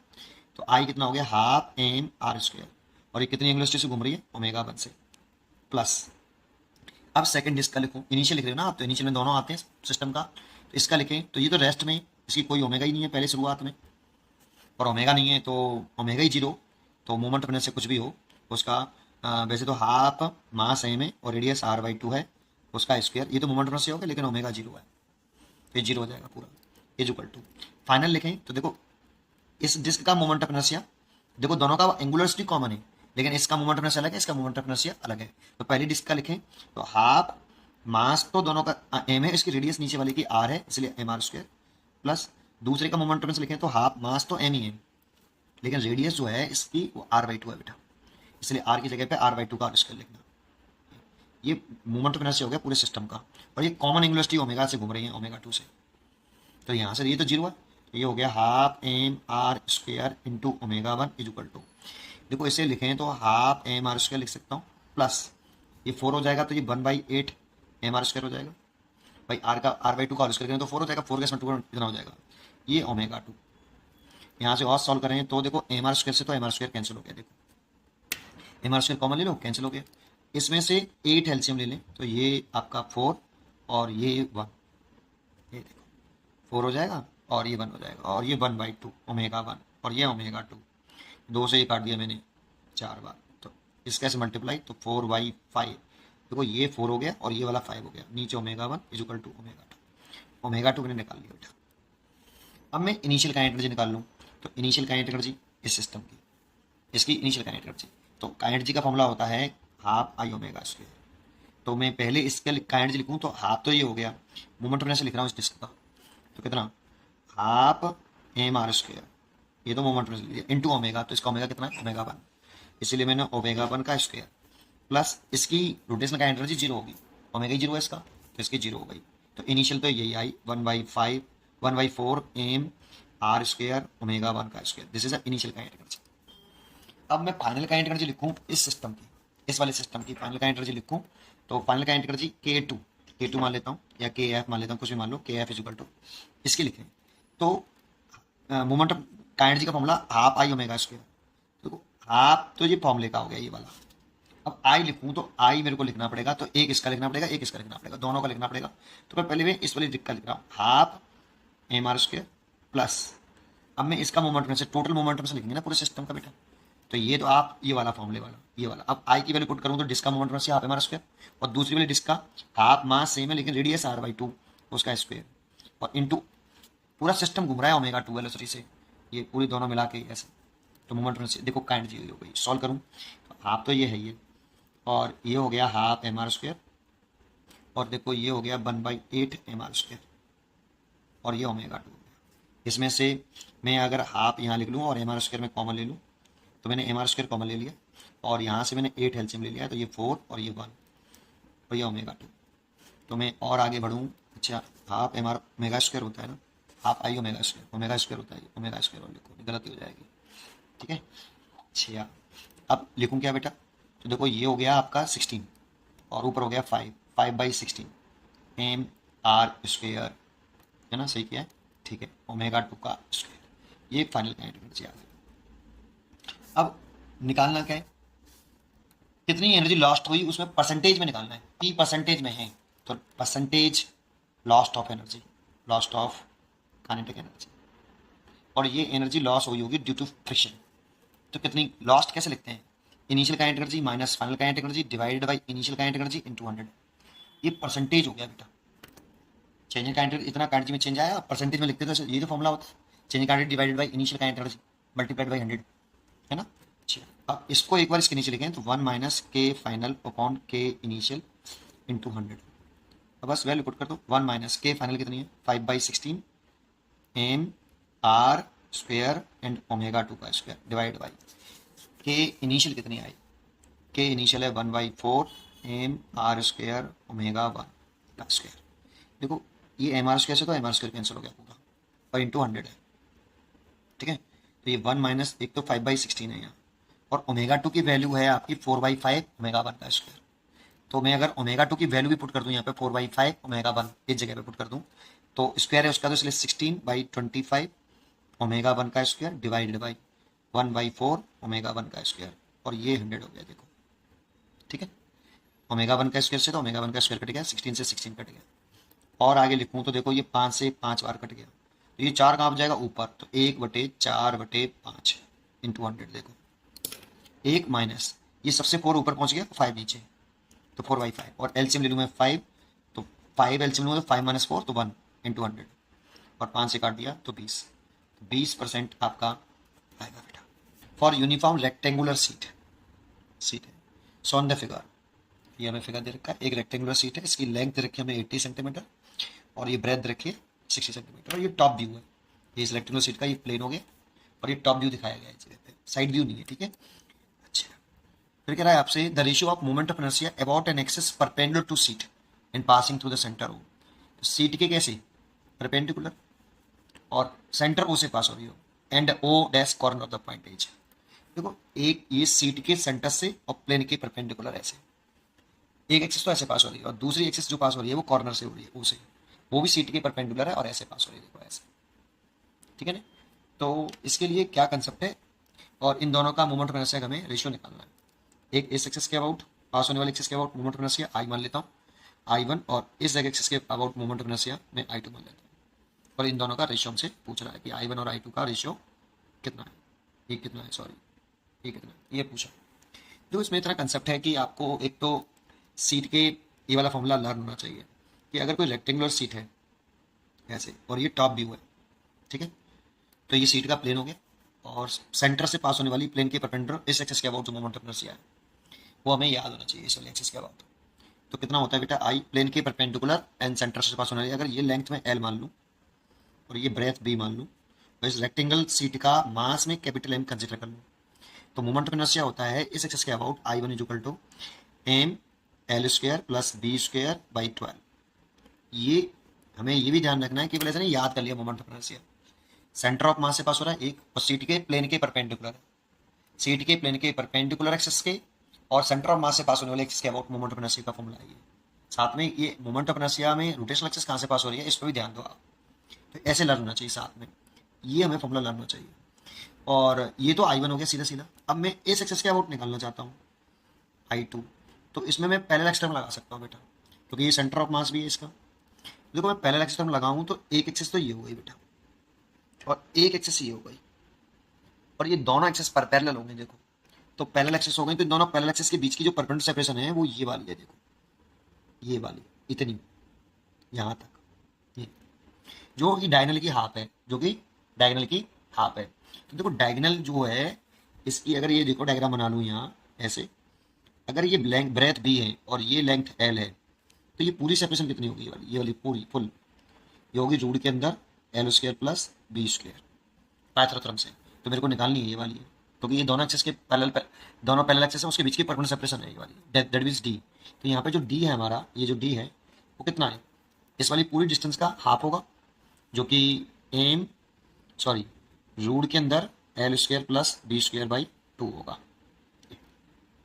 अब इसमें पैरेलल एक्सिस टर्म लगा लो आप यूजिंग पैरेलल एक्सिस थ्योरम, तो यहाँ पे I2 दोनों एक्सिस पैरेलल होनी चाहिए, दूसरा एक एक्सिस सेंटर ऑफ मास से जानी चाहिए, तो देखो IC1, तो यहाँ पे ये वाली जो एक्सिस है वो सेंटर ऑफ मास से जा रही है, इसी को मैं IC1 बोल रहा हूँ, प्लस MD स्क्वायर, ये होता है बेटा। पैरेलल एक्सिस थ्योरम में दो कंसेप्ट होते हैं, एक एक्सिस सेंटर ऑफ मास से पास होनी चाहिए, दोनों एक्सिस पैरेलल होनी चाहिए, और किसी भी शेप ऑफ बॉडी के लिए ये वैलिड होता है। यहाँ पे D जो आता है वो दोनों पैरेलल एक्सिस के बीच की परपेंडिकुलर सेपरेशन होती है, तो IC1 देखो हमें याद है ये रहा, जो कि I1 है, और प्लस M और D मैंने निकाल लिया है, देखो ये रहा भाई। ये दोनों ऐसे एक्सिस बना लोगे तो यही तो परपेंडिकुलर सेपरेशन हुई बेटा, देखो ऐसे बना लोगे तो ये सेपरेशन तो परपेंडिकुलर सेपरेशन हुई दोनों की, ठीक है। तो पुट कर दीजिए बस केवल आप D की वैल्यू पुट कर दें, इसका और स्क्वायर करें तो L square plus B square upon 4 आएगा, और I1 की वैल्यू कितनी है, M L square plus B square upon आपका यहाँ पे ये 12 आएगा, ये 12 है, ठीक है। तो प्लस ये वाला देखें तो M L square plus B square upon 4, अब मैं इसमें से 12 एलसीएम ले लूँ और M L square plus B square common ले लूँ, तो ये यहाँ पे तो 1 आएगा और यहाँ पे आ जाएगा 3, तो ये 4 हो गया, 4 से ये कितनी बार कटा, 3 बार, तो ये जो मोमेंट ऑफ इनर्शिया आ गया आपका I2 की जो वैल्यू आ गई वो हो गई 1/3 M L square plus B square, इतनी मोमेंट ऑफ इनर्शिया आ गई बेटा I2 की वैल्यू, और I1 की वैल्यू इतनी है, दोनों का रेशियो पूछ रहा है, तो I1 अपॉन I2, ये O के अबाउट हो गया और ये वाला O डैश के अबाउट, तो I1 की वैल्यू जो है आपकी वो है M L square plus B square by 12, और इसकी वैल्यू है M L square plus B square by कितना 3। अगर हमें ये दोनों ही याद होते हैं ना तो एक लाइन में हो जाता है, बहुत से बच्चों को तो ये दोनों याद होते हैं, बहुत कॉन्फिडेंस होता है, तो 1 सेकंड में हो जाता है, नहीं आता है तो फिर तो करना ही पड़ेगा बेटा। ये दोनों ही लर्न होते हैं मोस्टली। प्लेन के परपेंडिकुलर सेंटर से पास होने वाले एक्सिस के अबाउट मूवमेंट इतना होता है, और प्लेन के परपेंडिकुलर एक कॉर्नर से पास होने वाले एक्सिस के अबाउट, पर प्लेन के परपेंडिकुलर है बट, और एक कॉर्नर से पास होने वाले एक्सिस के अबाउट मूवमेंट इतना होता है। ये लर्न होते हैं मोस्टली बच्चों को। ठीक है, तो देखो कैंसिल कर दो, इससे ये कैंसिल हो गया तो 3/12, तो ये इससे कैंसिल हो गया तो ये 1/4 हो गया। अगर लर्न होता तो एक लाइन में इतना लिखना होता बस, ओनली 1/4 आंसर। ये देखो B is correct. Consider 2 uniform discs of the same thickness, important line है, same thickness and different radii, ठीक है, made same material, the ratio of their moment of inertia I1 I2 respectively about their axis h, I1 ratio I2 1/16, the value of alpha h। देखो मेरे पास दो disc हैं, ये मैंने side view बना लिया इसका, एक डिस्क ये है, ठीक है, ये साइड व्यू बनाया है, टॉप व्यू नहीं है, और इसकी ये थिकनेस बना ली है मैंने, ऐसे देखो इसकी थिकनेस है ये वाली, और इस डिस्क की जो रेडियस है ये वाली R1 है, और R1 is equal to alpha, और इस एक्सिस के अबाउट इसका मोमेंट ऑफ इनर्शिया I1 है। ठीक है, दूसरा, इतनी जानकारी मेरे को इसमें दे रखी है। दूसरी बात, थिकनेस इसके टी ऐड कर ली। दूसरी डिस्क है, ये डिस्क ए है, और ये मेरे पास ये दूसरी डिस्क है, दो इसकी भी थिकनेस सेम है बेटा। क्वेश्चन में कह रहा है कि दोनों की थिकनेस सेम है। ठीक है, ये थिकनेस दिखाई मैंने, इसकी भी थिकनेस टी है ना, सेम थिकनेस, बट इसकी रेडियस अलग है। R2 जो है इसकी रेडियस वो अल्फा आर है, और इसके अबाउट मोमेंट ऑफ इनर्शिया भी इसका अलग है, एक्सिस के अबाउट I2। लेकिन एक चीज़ और सेम है, इसका और इसका जो सेम मटेरियल की, मटेरियल सेम है, मटेरियल, नेचर ऑफ मटेरियल वो सेम है। यानी मटेरियल सेम होने का मतलब density of disc, both disc same है बेटा। अगर इसकी डेंसिटी में ρ1 मान लूँ और इसकी डेंसिटी ρ2, तो दोनों सेम है, ρ1 बराबर ρ2। ये हमें जानकारी दे रखी है क्योंकि मटेरियल सेम है। ठीक है, और एक जानकारी ये दे रखी है कि I1 और I2 का जो रेशियो है ये 1/16 है। ठीक है, तो करें कैसे? तो डिस्क का मोमेंट ऑफ इनर्शिया होता है कितना बेटा? डिस्क का मोमेंट ऑफ इनर्शिया होता है हाफ m r स्क्वायर, ये होता है। क्या मास के बारे में जानकारी कि मास कैसा है? दोनों डिस्क का कोई जानकारी नहीं है, तो लेट कर लो, इस डिस्क का मास m1 है और इस डिस्क का मास m2 है। मोमेंट ऑफ इनर्शिया का ये वाला फॉर्मूला लगा दो यहाँ पर, ये वाला। ठीक है, तो लगा दो, हाफ m1 r1 का square over half m2 r2 का स्क्वायर इज इक्वल टू 1/16। ये तो कैंसिल हो गया, तो मेरे पास यहाँ पे आया m1 upon m2 multiplied by r1 upon r2 का whole square is equal to 1/16। देखो ये रिजल्ट आया हमारे पास, इसे फर्स्ट क्वेश्चन मान। अब मास के बारे में जानकारी नहीं थी, उससे कैसे निकालेंगे? यहाँ से निकालेंगे। देखो डेंसिटी इज इक्वल टू होता है मास अपन वॉल्यूम, ठीक है, और density is equal to mass और वॉल्यूम लिखें तो area into thickness, area of the disc and thickness of the disc, volume बोल सकते हैं उसको। Rho is equal to mass और एरिया लिखें तो पाई आर का स्क्वायर इंटू थिकनेस, ये लिख सकते हैं। तो देखो ये डिस्क एक ही है और ये डिस्क रो की डेंसिटी है, दोनों डेंसिटी मटेरियल सेम मटेरियल की है, डेंसिटी तो सेम होगी। पहले डिस्क का लिख सारी चीज़ें फर्स्ट डिस्क लिख लीजिए आप। तो पहले डिस्क का मास m1 पाई रेडियस r1 का स्क्वायर इंटू थिकनेस t, ऐसे इसका लिख के तो m2 पाई रेडियस का सेकंड का square into thickness, thickness same है देखो t। तो यहाँ से पाई t से ये पाई t मर जाएगा। आप m1 अपॉन m2 का रेशियो निकाल लो इस जगह से, तो क्या लिखें? m1 अपॉन m2 का रेशियो, इसको नीचे ले आए इसको ऊपर ले आए, तो r1 अपॉन r2 का होल स्क्वायर, और ये वाली वैल्यू आप यहाँ पुट कर दें इस जगह पर। अगर ये पुट कर दूँ m1 अपॉन m2 की जगह पे ये लिख दूँ तो ये r1 अपॉन r2 की पावर हो जाएगी 4। भाई इसकी जगह पे जब मैं r1 अपॉन r2 का होल स्क्वायर लिख दूंगा, पहले से था एक और हो गया तो 4 हो गए, इक्वल टू कितना? ऐसे लिख सकता हूँ 1/2 की पावर 4। तो यहाँ लिख सकता हूँ r1 upon r2 equal to 1 upon 2 की पावर 4 और उसकी पावर 1/4, इसे ये कैंसिल हो गया। तो r1 तो आपका r है और r2 की वैल्यू अल्फा r है, r1 r है और r2 की वैल्यू अल्फा r है, इज इक्वल टू कितना लिख सकते हैं? 1/2। तो यहाँ से r से r कैंसिल, तो अल्फा का वैल्यू आ गई आपकी 2, तो ये अल्फा आ गया, तो अल्फा की वैल्यू हो गई आपकी, वैल्यू ऑफ अल्फा पूछ रहा है 2। एज का 4 पॉइंट मासेस, इस पे ध्यान दो, 4 पॉइंट मासेस हैं, each of mass m are fixed at the corner of the square of side l। एक स्क्वायर है, इस पर एवरी का मास, इसका भी मास m है, इसका भी मास m है, इसका भी मास m है और मास m है। ये 4 कॉर्नर पर 4 पॉइंट मासेस हैं और साइड l है। ठीक है, the square is rotating with angular frequency omega about an axis passing through the one of the corner of the square and parallel to its diagonal as shown in the figure. तो ये diagonal हो गया, एक corner से pass हो रही है और डायगनल के एक्सिस से पैरेलल है। इस एक्सिस के अबाउट उस स्क्वायर को ओमेगा एंगुलर वेलोसिटी से घुमाया जा रहा है। The angular momentum of the square about this axis is, angular momentum पूछ रहा है, ठीक है। क्या करना है, एंगुलर मोमेंटम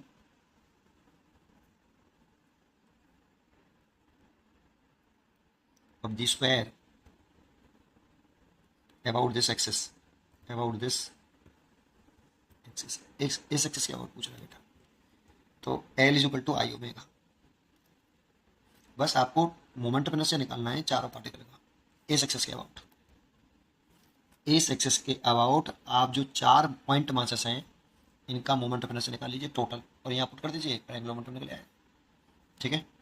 तो मोमेंट ऑफ इनर्शिया कैसे निकालें, तो एक पॉइंट मास का अगर इस एक्सिस के अबाउट मोमेंट ऑफ इनर्शिया चाहिए होता है पॉइंट मास का, तो मोमेंट ऑफ इनर्शिया होता है I equal to M R square.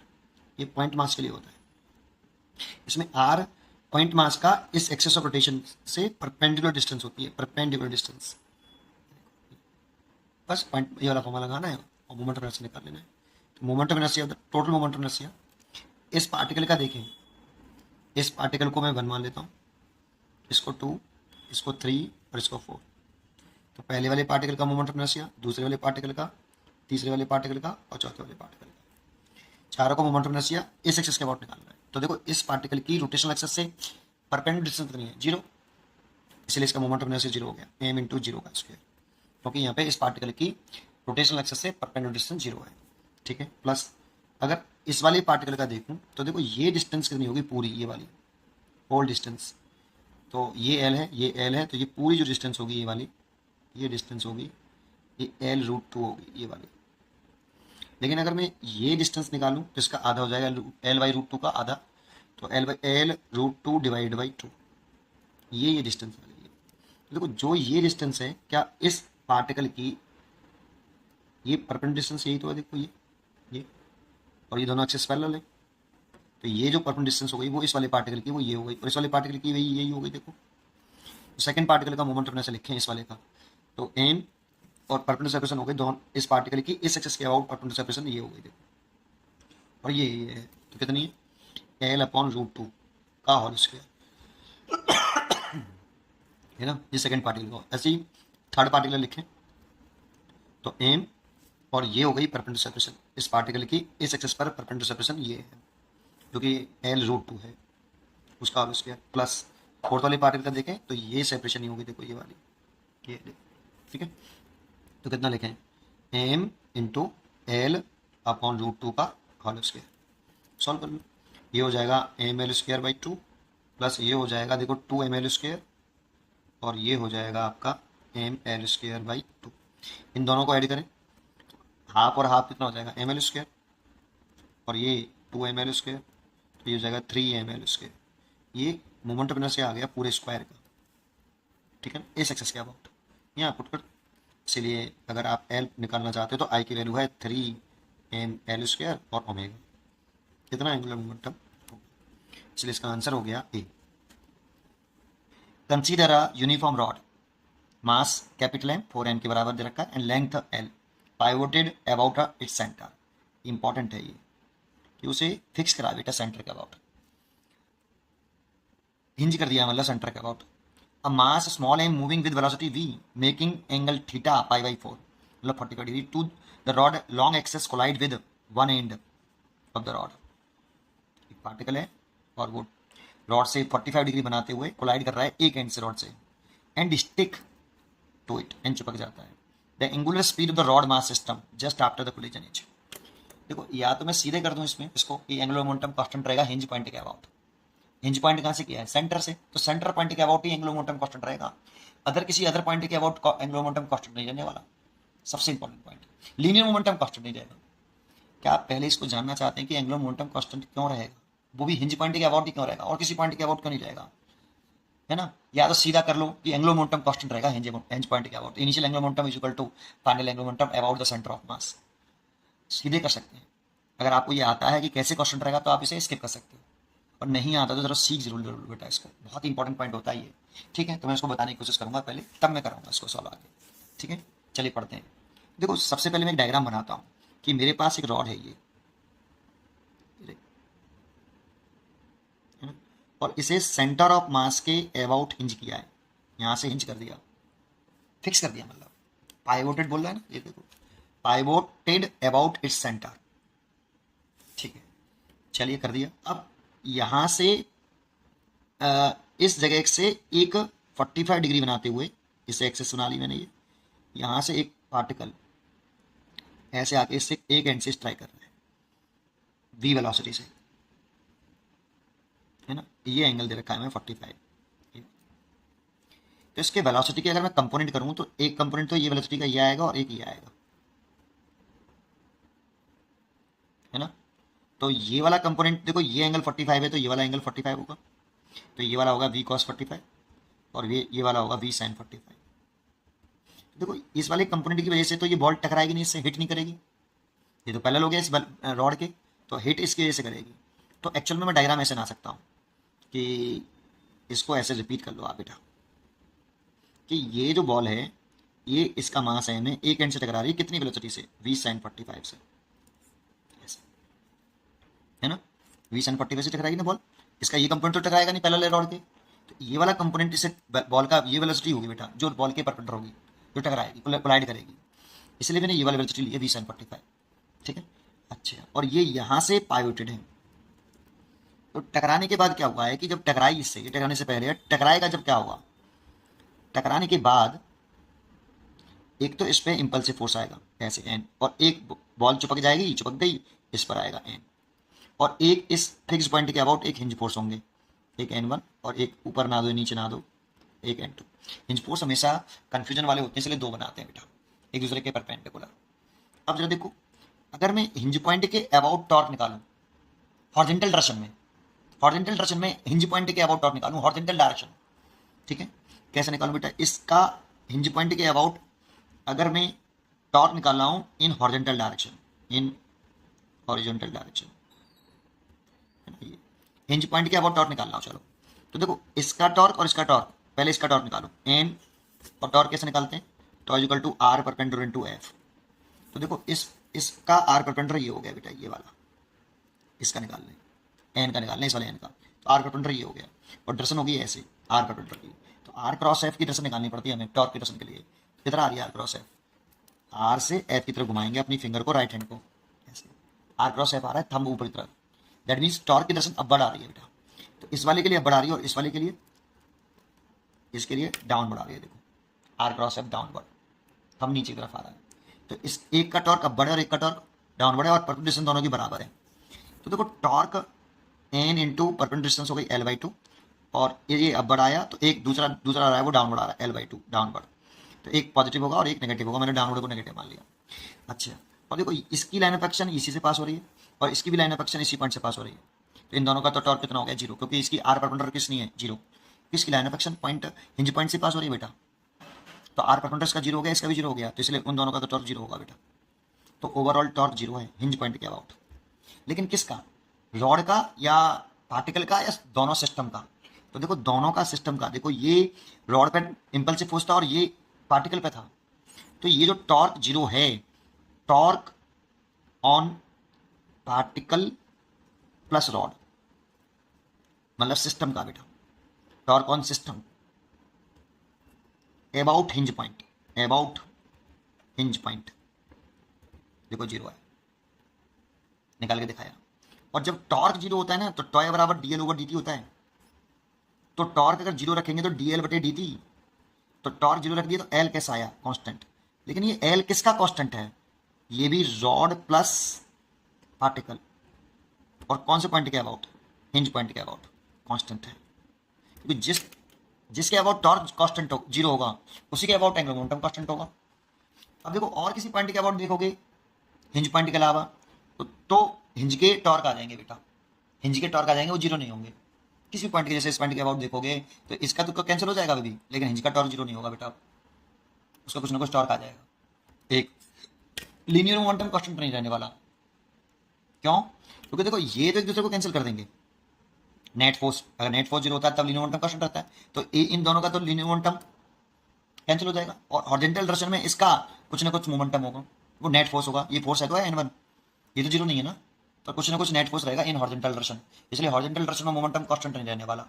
तो केवल एंगुलर मोमेंटम कांस्टेंट रह सकता है, केवल किसका, किसके अबाउट, हिंज पॉइंट के अबाउट, और वो भी पार्टिकल और रॉड का, अकेला पार्टिकल का या रॉड का या दोनों का, दोनों का। बस इतना सा कंसेप्ट है, ये समझ में आना चाहिए पहले, फिर देखो इसको कर सकते हैं हम। आप इसको क्वेश्चन को कर सकते हैं, अगर आपको ये समझ में आया होगा तो देखो मैं करता हूँ इसको अब।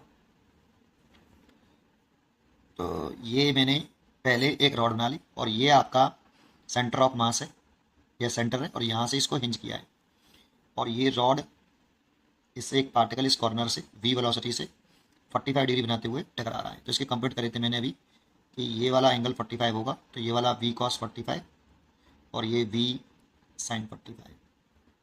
अभी मैंने ये समझाया आपको, तो उसके बाद मैं बना लूँ ऐसे। ये रॉड है, पूरी रॉड की लंबाई आपकी l है, तो ये डिस्टेंस l/2 होगी, और ये जो बॉल टकरा रही है इससे, पार्टिकल है बॉल है जो भी है, वो टकरा रहा है, मास है m, वो v sin 45 से टकरा रहा है। ये टकराने से पहली स्थिति है। टकराने के बाद क्या हो जाएगी, जस्ट टकराने के बाद ये कह रहा है ये इससे चिपक जाएगा, ये इससे चिपक गया, और चिपक गया तो ये घूम जाएगा बेटा, यहाँ ऐसे तो घूमेगा, तो इससे हिट करेगा, सोचो ये इससे हिट करेगा तो ये रॉड कैसे घूमेगी, ऐसे घूम जाएगी। तो कितनी एंगुलर वेलोसिटी से घूम गई, ओमेगा से, और हमसे यही पूछ रहा है कितनी एंगुलर वेलोसिटी से घूम जाएगी। इनिशियली रॉड नहीं घूम रही थी, रॉड नहीं घूम रही थी इनिशियली, हिट करने के बाद कितनी स्पीड से घूम जाएगी, और वो जो पार्टिकल है वो इससे चिपक गया है ये जगह पर, कॉर्नर पर, ठीक है। अच्छा, अब क्या करना पड़ेगा, तो ये इनिशियल कंडीशन, इनिशियल पोजीशन है, और ये फाइनल है। तो initial angular momentum hinge point के अबाउट, हिंज पॉइंट ये वाला है centre of mass, final angular momentum hinge point के अबाउट कांस्टेंट होगा। लेकिन इनिशियल किसका, सिस्टम का या केवल पार्टिकल का, तो दोनों का, सिस्टम रॉड प्लस पार्टिकल।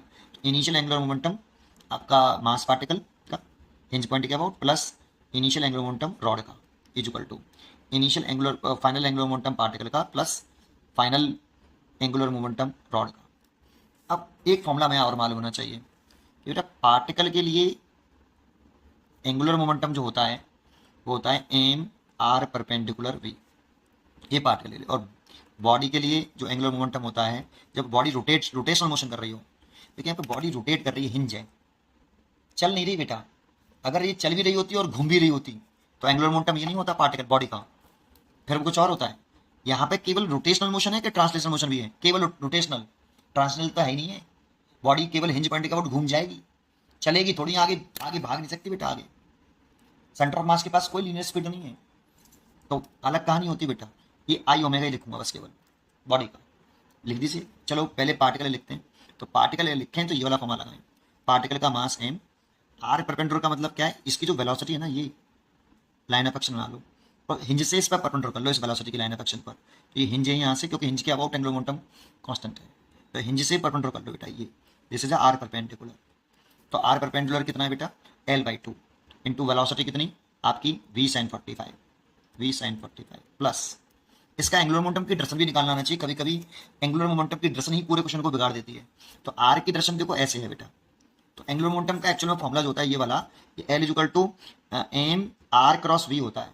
तो हमें आर क्रॉस वी की डायरेक्शन निकालनी होती है, तो आर क्रॉस वी की डायरेक्शन निकालें, तो आर को एक्सटेंड किया मैंने ऐसे, और वी आपका इस डायरेक्शन में है, देखो ऐसे, वी इधर की तरफ है, तो R cross V that means ये आर से वी की तरफ ऐसे, वी की डायरेक्शन ये है बेटा इधर, तो आर क्रॉस वी तो हम किधर आ रहा है ऊपर, तो इसकी डायरेक्शन जो आ रही है वो ऊपर की तरफ आ रही है, ऊपर की तरफ। रॉड का एंगुलर मोमेंटम लिखें, तो रॉड का एंगुलर मोमेंटम देखो, रॉड इनिशियली घूम ही नहीं रही, और रॉड में केवल रोटेशनल का एनर्जी हो सकती है, चल तो आ ही नहीं रही, वो फिक्स है, तो वो चल घूम भी नहीं रही है बेटा, इसीलिए आई इंटू ओमेगा कितना 0, तो रॉड का 0 हो जाएगा। प्लस फाइनल लिखें पार्टिकल का, अब पार्टिकल इसमें चिपक गया है अंदर बॉडी से, तो पार्टिकल की इस जगह पे जो स्पीड होगी v पार्टिकल, इस जगह पे इस वाले पॉइंट की जो स्पीड होगी, इस वाले पूरे रॉड की जो स्पीड होगी, इस सर्कुलर मोशन से निकाल सकते हो, जो कि ये पार्टिकल ऐसे घूम रहा हो, यहाँ पे ये एंड है, ये सेंटर ऑफ मास है, तो ऐसे घूम रहा हो, इस जगह पे फिक्स है ना यहाँ पे हिंज से, और ऐसे घूम रहा हो तो v equal to R omega से, सर्कुलर मोशन का फॉर्मूला है। तो आर देखो ये सेंटर है, यहाँ से हिंज तो इसको सेंटर मानेंगे, और ये रेडियस कितनी हो जाएगी सर्कुलर पाथ की l/2, इसलिए इसकी रेडियस l/2 हो, कितने एंगल से घूम रहा है ओमेगा, क्योंकि रिजिड रॉड है इसलिए ओमेगा हर जगह पर सेम होगा, लेकिन लीनियर स्पीड हर जगह पर अलग अलग होगी। तो एंड पे पूछ रहा है इसलिए यहाँ से फिक्स किया है, तो ये आर लिख दे। अगर यहाँ पे पूछता तो ये वाली डिस्टेंस लेते L/4 इंटू ओमेगा। अगर यहाँ पे मैं वेलोसिटी लिखता, लेकिन पार्टिकल यहाँ चुपका है तो पार्टिकल की वेलोसिटी यहाँ वाली होगी L/2 ओमेगा। तो वेलोसिटी इतनी होगी तो फिर ये वाला फॉर्मूला लगा दो, पार्टिकल का मास स्मॉल m और रेडियस जो लिखें आर परपेंडिकुलर वो L/2 हो गया, देखो ये L/2 इंटू वेलोसिटी जो होगी इसकी पार्टिकल की वो L/2 ओमेगा। वेलोसिटी लिख रहा हूँ L/2 omega plus final angular momentum rod का वो लिखेंगे आई ओमेगा, और आई उसी पॉइंट के अबाउट लिखेंगे जिस पॉइंट के अबाउट ये हिंज है। हिंज कौन से पॉइंट के अबाउट है? एंगुलर मोमेंटम कौन से पॉइंट के अबाउट लिख रहे हो? हिंज पॉइंट के अबाउट। तो उसी पॉइंट के अबाउट मोमेंट ऑफ इनर्शिया लिखेंगे। तो हिंज है सेंटर ऑफ मास से, सेंटर ऑफ मास के अबाउट रॉड का मोमेंट ऑफ इनर्शिया कितना होता है? mL²/12। लेकिन इसका मास देखो रॉड का कितना है? कैपिटल M, 4m है बाद में, तो मैं पहले कैपिटल M ले लेता हूँ इंटू L² तो L² ये बाई 12, ये मोमेंट ऑफ इनर्शिया हुआ है रॉड का सेंटर ऑफ मास के अबाउट इंटू ओमेगा। अब कैपिटल M की वैल्यू हमें 4m दे रखी है, कैपिटल M की वैल्यू हमें 4m दे रखी है। तो बस सॉल्व कर लीजिए। अच्छा इसकी डायरेक्शन देखें तो देखो इसकी डायरेक्शन भी निकालूं तो आर परपेंडिकुलर ये हो गया, तो देखो इसकी डायरेक्शन भी ऊपर है आर क्रॉस बी, पार्टिकल की बताई पहले। और ओमेगा की देखें देखो इस वाले रॉड की देखें तो ओमेगा जिस डायरेक्शन में घूम रहा है उसी डायरेक्शन में अपनी फिंगर घुमाइए ऊपर की तरफ, देखो ये भी ऊपर की तरफ है। ओमेगा की डायरेक्शन घुमाइए तो एल की डायरेक्शन ऊपर की तरफ है, देखो तो ये दोनों की डायरेक्शन भी ऊपर की तरफ है, इसकी भी ऊपर इसकी ऊपर। और ऊपर की डायरेक्शन को मैंने कैसे मान लिया फिर? पॉजिटिव, इसलिए सब मैंने एंगुलर मोमेंटम पॉजिटिव लिखे हैं, ठीक है। अच्छा अब सॉल्व कर लो इसको। तो mL/2 v sin 45 की वैल्यू 1/√2 इक्वल टू, इसको देखें तो mL²/4 omega, L²/4 omega plus capital M की वैल्यू 4m पुट कर देता हूँ, तो 4m पुट कर दूँ तो 4 small m L² omega over 12, 4 से कट गया ये 3 बार। यहाँ से देखूँ तो mL² ओमेगा कॉमन है देखो, और यहाँ पे बचा है 1/4 और यहाँ पे बचा है 1/3, और इधर है mLv/2√2। तो देखो एक m से तो m मार दूँ और l से भी l मार दूँ, ठीक है। देखो क्या बचता है देखते हैं आगे, ठीक है।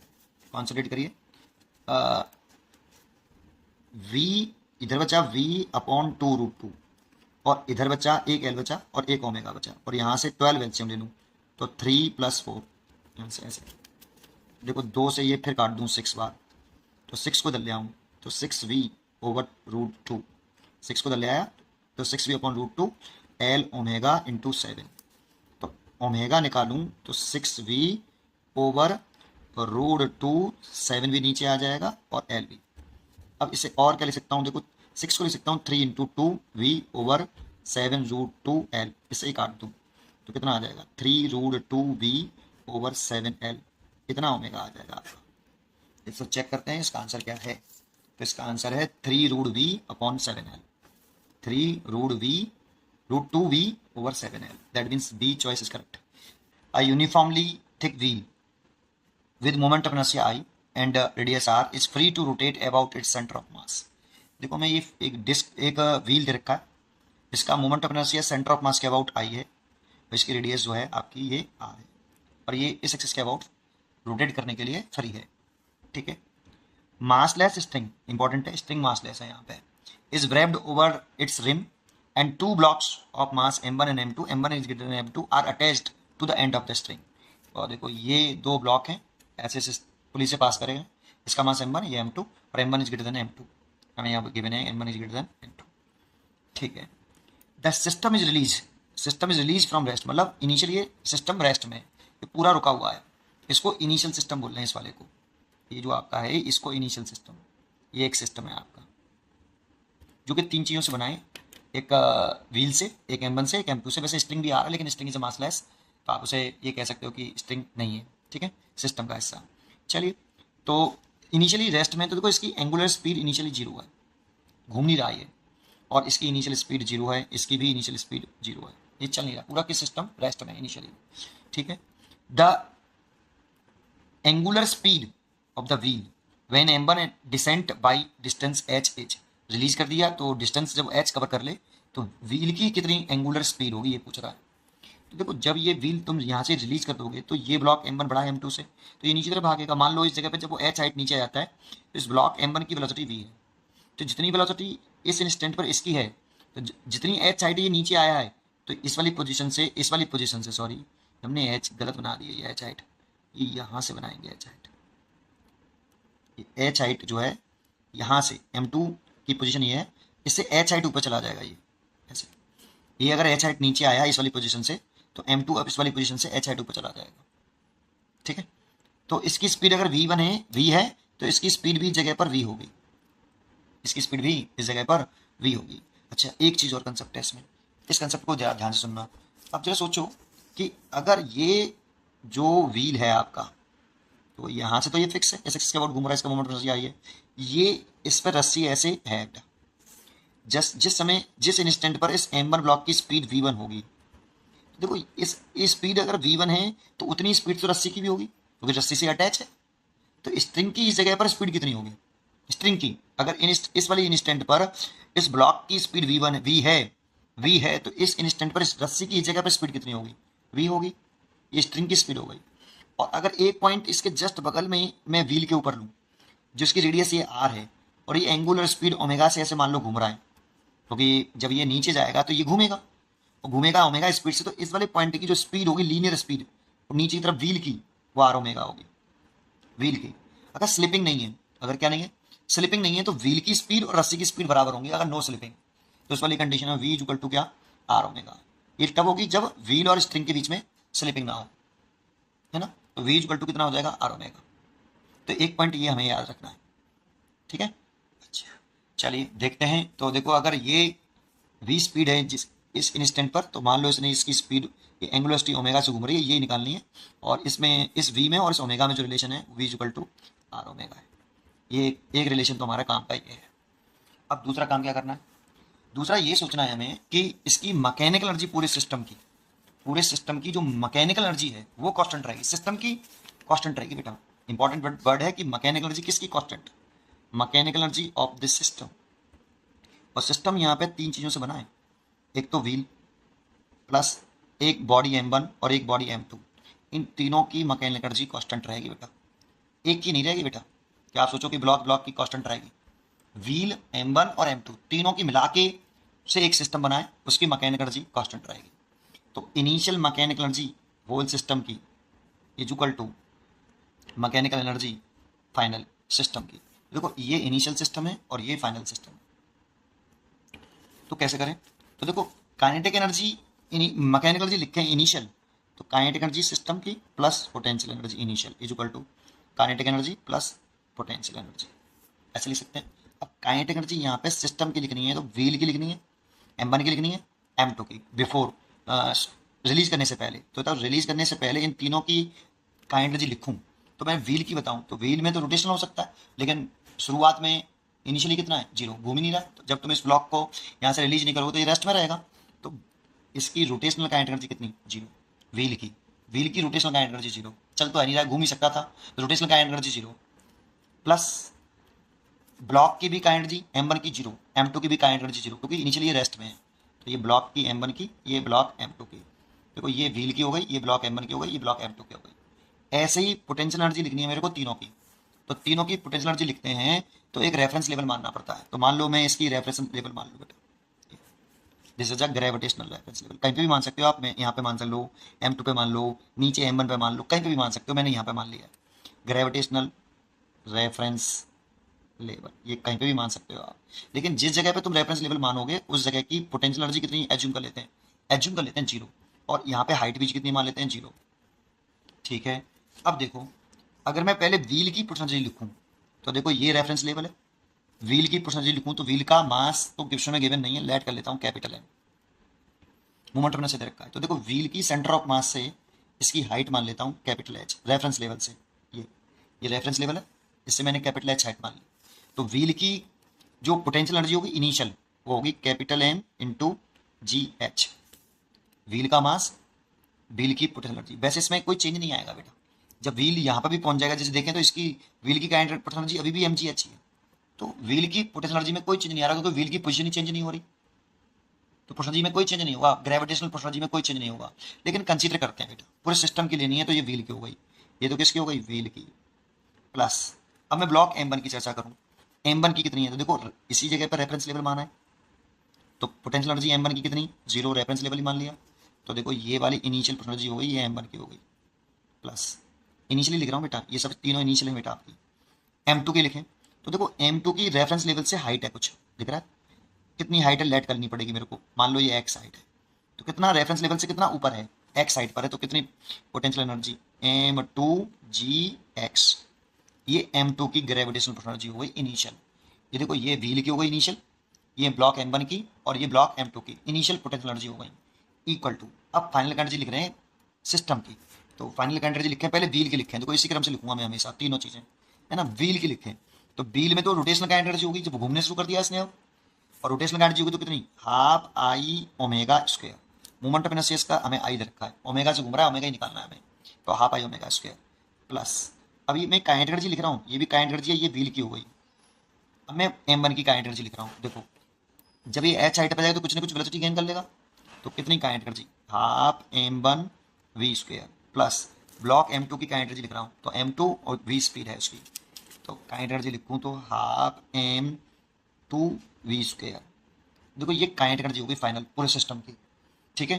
प्लस अगर मैं पूरे सिस्टम की पोटेंशियल एनर्जी लिखूँ तो पहले मैं व्हील की लिखूंगा, तो देखो व्हील की रेफरेंस लेवल तो यही मानी मैंने, और ये व्हील की रेफरेंस लेवल से हाइट कितनी है, कैपिटल एच, देखो ये देखो कैपिटल एच है, अभी भी रेफरेंस लेवल से हाइट नहीं बदली है व्हील की, और रेफरेंस लेवल की हाइट नहीं बदली, तो व्हील की पोटेंशियल एनर्जी में कोई चेंज नहीं आएगा mgh, इसलिए देखो ये कट जाएगा इससे ही। तो बहुत सारे टीचर इसको व्हील की पोटेंशियल एनर्जी को कंसीडर नहीं करते हैं, लेकिन ये ध्यान रखना सिस्टम की मैकेनिकल एनर्जी कांस्टेंट है, उसमें व्हील भी आ रहा है बेटा। देखो व्हील की रोटेशनल एनर्जी लिखी ना आपने यहाँ पे, तो पोटेंशियल एनर्जी भी लिखेंगे ही, लेकिन वो कैंसिल हो जाती है क्योंकि व्हील की पोजीशन में कोई चेंज नहीं आ रहा है बेटा। व्हील की वेलोसिटी में चेंज आ गया, पहले एंगुलर वेलोसिटी 0 थी, फिर ओमेगा आ गई, लेकिन पोजीशन चेंज नहीं हुई, इसलिए पोटेंशियल एनर्जी में कोई चेंज नहीं आया, ठीक है। प्लस अगर मैं ब्लॉक M1 की क्या लिखूँ पोटेंशियल एनर्जी, तो अब ब्लॉक M1 यहाँ पर आ गया, देखो तो नीचे रेफरेंस लेवल से नीचे आया है h, जानते हो रेफरेंस लेवल से ऊपर होता है तो प्लस लिखते हैं mgx, और नीचे होता है तो माइनस लिखते हैं। तो रेफरेंस लेवल से ये नीचे है, देखो M1 ब्लॉक नीचे, और नीचे है तो M1 ब्लॉक की पोटेंशियल एनर्जी लिखेंगे माइनस का mg, कितना हाइट नीचे है M1g h, M1gh, मास M1 है g इंटू h, लेकिन नेगेटिव लिखेंगे, तो देखो मैंने नेगेटिव लिख दी, ये ब्लॉक M1 की, ये व्हील की हो गई, ये ब्लॉक की हो गई, प्लस M2 की लिखें तो रेफरेंस लेवल से देखो ये कितना ऊपर चला गया, तो देखो ये x ऊपर गया, ये हाइट x है और ये वाली h है, तो टोटल हाइट ये कितनी हुई बेटा यहाँ से रेफरेंस लेवल से h प्लस x, तो M2 वाला ऊपर गया है कितना, ऊपर गया तो प्लस के लिखेंगे M2g h प्लस x। देखो ये M2 की पोटेंशियल एनर्जी हो गई, सबकी लिख डाली मैंने, देखो है ना। आप चाहो तो इसमें काम कर सकते थे कि केवल व्हील की पोटेंशियल एनर्जी को आप छोड़ सकते थे, मोस्टली टीचर छोड़ देते हैं, लिखते ही नहीं है, लेकिन काइनेटिक एनर्जी व्हील की जरूर लिखते हैं सब, है ना। पर मैंने आपको यहाँ समझाने की कोशिश करी है, ठीक है। चलिए करते हैं आगे, तो इधर की तरफ देखो लेफ्ट हैंड साइड में देखूँ तो ये तो सब जीरो है, ये कैंसिल हो गया इससे, तो ये बचा M2gx, तो लेफ्ट हैंड साइड में तो M2gx है इक्वल टू, अब कुछ नहीं है 1/2 आई इंटू ओमेगा स्क्वायर, प्लस इसमें से देखो क्या कॉमन है, इसमें से 1/2 कॉमन है और वेलोसिटी का स्क्वायर कॉमन है, तो M1 प्लस M2 हो जाएगा ये, ठीक है। माइनस इसको देखो ये तो कट गया, इसको देखें तो माइनस का M1gh, और इसको देखें तो इसमें मल्टीप्लाई कर लें अंदर, तो M2gh प्लस M2gx, अब देखो ये वाला इससे कट लेगा, देखो M2gx इससे कट गया, देखो M2gx, ठीक है। तो अब देखो इस वाले टर्म को इस इस साइड में ले आओ, लेफ्ट हैंड साइड में, ये तो जीरो हो गया इधर, तो इस साइड को लेफ्ट हैंड साइड में लेके आएंगे तो M1gh प्लस का हो जाएगा और M2gh माइनस का हो जाएगा, is equal to half I omega square plus half v की वैल्यू जो फर्स्ट इक्वेशन है उसका यूज कर लो बेटा, v equal to R omega, क्योंकि मेरे को एंगुलर स्पीड निकालनी है बेटा, इसका यूज कर लो, यूज करें तो v equal to R omega रखूँ मैं यहाँ, तो R square and omega square और M1 प्लस M2, देखो ये। अब यहाँ से सोचिए क्या कॉमन है, हाफ ओमेगा स्क्वायर कॉमन दिख रहा है, तो इधर बचा आई और इधर बचा कितना, हाफ ओमेगा स्क्वायर कॉमन आ गया, तो ये बचा M1 plus M2 into R square, ये देखो, और इधर से देखो क्या कॉमन दिख रहा है GH, तो GH अगर इसमें से कॉमन ले लूंगा तो M1 माइनस M2 इंटू, देखो ये GH आ जाएगा, इस 2 का इसमें मल्टीप्लाई कर लो, तो 2M1 ब्रैकेट में M2 इंटू GH, और इसको मैं डिवाइड में ले आऊँ यहाँ, तो M1 प्लस ऐसे लिख देता हूँ M2 आर स्क्वायर और प्लस इस आगे पीछे करके लिख दिया है, ठीक है, वो तो एडिशन में ही है ऐसे, इज इक्वल टू 2 का तो मल्टीप्लाई हो चुका है, इसलिए यहाँ पे केवल क्या बचा, ओमेगा स्क्वायर, ये डिवाइड में आ चुका है। तो ओमेगा इज इक्वल टू देखो क्या हो गया, पूरे का रूट ले लो, 2m1 minus m2 GH over m1 plus m2 R square plus I. अब इस रूट को आप ऐसे भी लिख सकते हो, उसने ऐसे लिखा है भाई, जैसे उसने लिखा है मैं भी वैसे आंसर लिख देता हूँ, GH m1 plus m2 into R square plus I, और इसकी पावर कितनी, 1/2। ये इसका आंसर होगा। तो इसलिए इसका आंसर जो होगा B choice correct. As shown in the figure, a bob of mass m, bob का मास m है, is tied by a massless string, massless string है, whose other end portion is wound only a flywheel, flywheel जो है वो disc है यहाँ पे, radius small are, इसका भी मास m है, मतलब डिस्क का जो मास है और बॉब का मास है वो सेम है। When release from rest, important है, जब when release from rest the Bob, rest Bob start falling vertically, when it has covered a distance of h the angular speed of the wheel will be.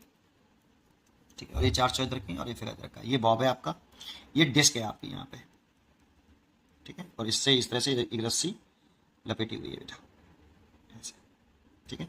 ये इसकी initial position है, ये इसकी कौन सी है, initial position. अभी ये block किसमें है, यहाँ पे रेस्ट में, ये पूरा सिस्टम रुका हुआ है अभी, इसकी यहाँ पे इनिशियल वेलोसिटी 0 है, और यहाँ पे व्हील की भी एंगुलर स्पीड 0 है, अभी चल नहीं रहा है, बिल्कुल छोड़ा नहीं है। चलो एक और डायग्राम बना देता हूँ मैं यहाँ, जिससे समझ में आया अच्छी तरीके से। ये ऐसे भी, और इसको रिलीज कर दिया जब ये एच हाइट नीचे चला गया, इस जगह से ये एच हाइट अगर नीचे चला जाए बॉब, ये एच हाइट नीचे आ गया बॉब इस जगह से, तो इस समय एंगुलर स्पीड पूछ रहा है बॉब की, कि बॉब की कितनी एंगुलर स्पीड होगी, the angular speed of the, sorry Bob की कह रहा हूँ, व्हील की एंगुलर स्पीड कितनी होगी, ठीक है। और ये बॉब कितना नीचे चला गया बेटा, इससे एच हाइट इसने कवर कर लिया बॉब ने, ठीक है।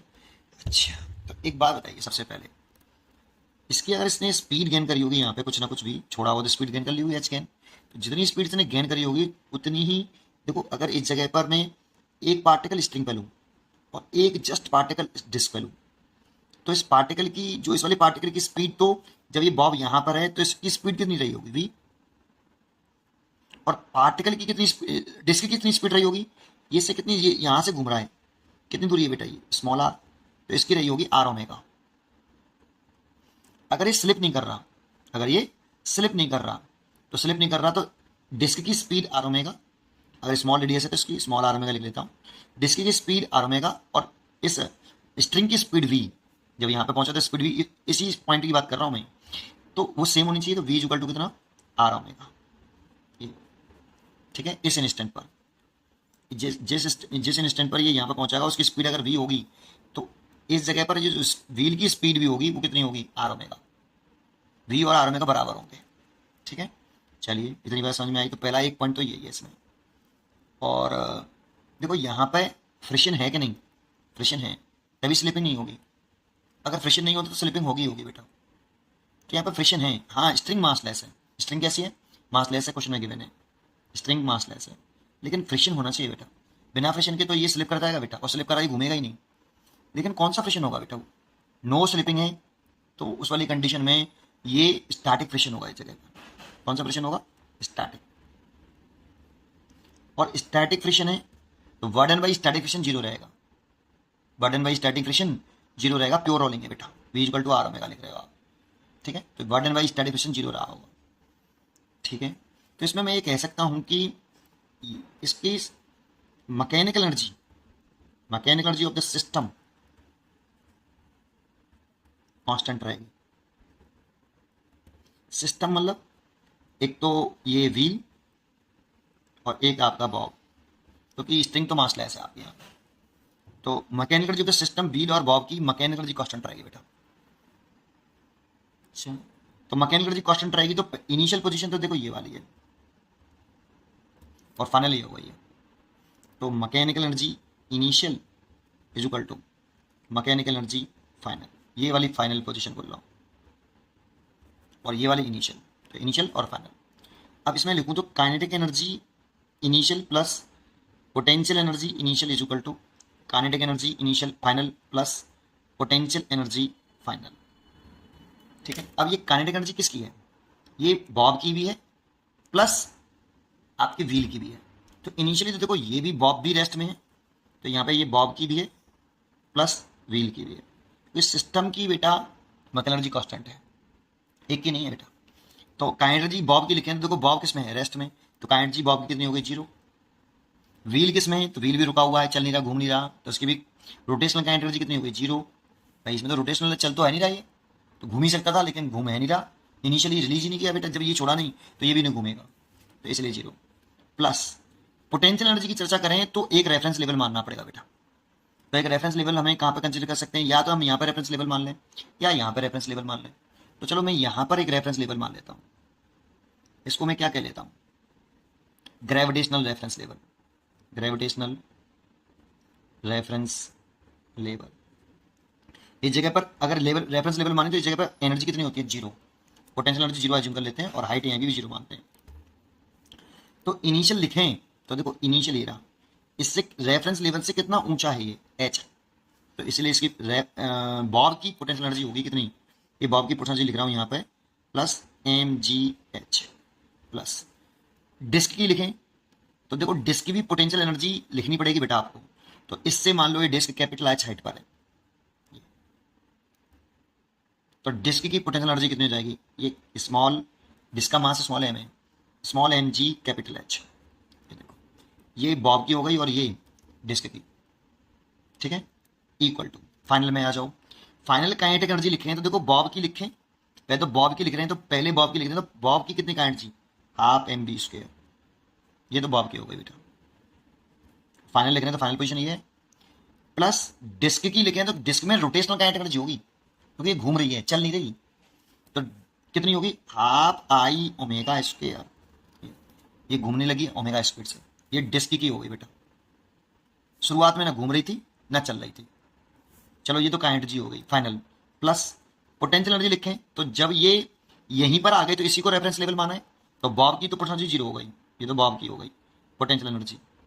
प्लस डिस्क की लिखें तो डिस्क की देखो इस रेफरेंस लेवल से डिस्क अभी भी वही है, उसकी पोजीशन ही चेंज नहीं हुई, तो इसका मतलब डिस्क की पोटेंशियल एनर्जी में कोई चेंज आएगा ही नहीं।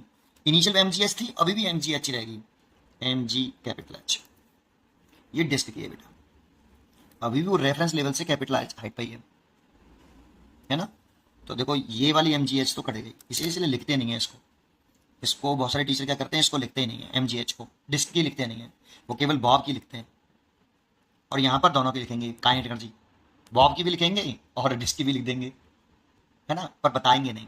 पर ये पूरा बताया मैंने। तो अब चाहो तो आप इसको छोड़ सकते हो, डिस्क वाली को कैंसिल हो जाता है बेटा, है ना, तो छोड़ सकते हो, छोड़ना चाहो तो। चलो आगे बढ़ाते हैं। M G H is equal to half M V square. अब एंगुलर स्पीड निकालनी मेरे को ओमेगा, प्लस हाफ आई की वैल्यू देखो ये डिस्क है, सेंटर ऑफ मास के अबाउट जो मोमेंट ऑफ इनर्शिया होता है वो डिस्क का हाफ एम आर स्क्वायर होता है बेटा, डिस्क का। ये हमें लर्न होना चाहिए कि हाफ एम आर स्क्वायर होता है। तो इस आई की जगह पे लिख दें 1/2 एम आर स्क्वायर। अब ओमेगा ही मेरे को निकालना है, एंगुलर स्पीड ही निकालनी है देखो व्हील की। लेकिन देखो एक रिलेशन हमारे पास ये भी था, V equal to R omega, तो मैं यहाँ वी की वैल्यू चेंज कर सकता हूँ आर ओमेगा में। इसको देखो एम से तो पहले एम कैंसिल कर देता हूँ, एम यहाँ से कॉमन ले लो, दोनों तरफ से काट लो। चलो G H is equal to हाँ, इस वी की जगह पे लिख सकता हूँ मैं कितना? R R square omega square plus 1/4 R square omega square. Next page पे करता हूँ तो कितना हो जाएगा देखिए, इधर आ गया ये जी एच और इसमें से R square omega square common हो जाएगा, 1/2 प्लस 1/4। यहाँ से लिखूँ तो R square omega square 4 LCM ले लूँ तो ये 2 + 1 ये जी एच, तो इसको उधर ले आऊँ। देखो 4 का इधर मल्टीप्लाई कर लो तो 4 जी एच हो गया और 3 नीचे आ गया और साथ में आर स्क्वायर भी आ गया, 3 R square is equal to omega square. तो ओमेगा इज इक्वल टू लिखूँ तो रूट ले, दोनों तरफ का रूट, इसका रूट ले लूँगा तो 1/r, आर का स्क्वायर इसलिए आर बाहर आ जाएगा, रूट के अंदर 4GH/3। देखो ये आ जाएगा। एक बात हमेशा ध्यान रखना, सिस्टम की मैकेनिकल एनर्जी कांस्टेंट रहती है। The radius of gyration of uniform rod of length L and about an axis passing through a point L/4 away from the center of the rod and perpendicular to its edge। 4 choice रखी है। तो देखो पहले इसका एक diagram बना ले। एक थिन रॉड है हमारे पास, यूनिफॉर्म रॉड है,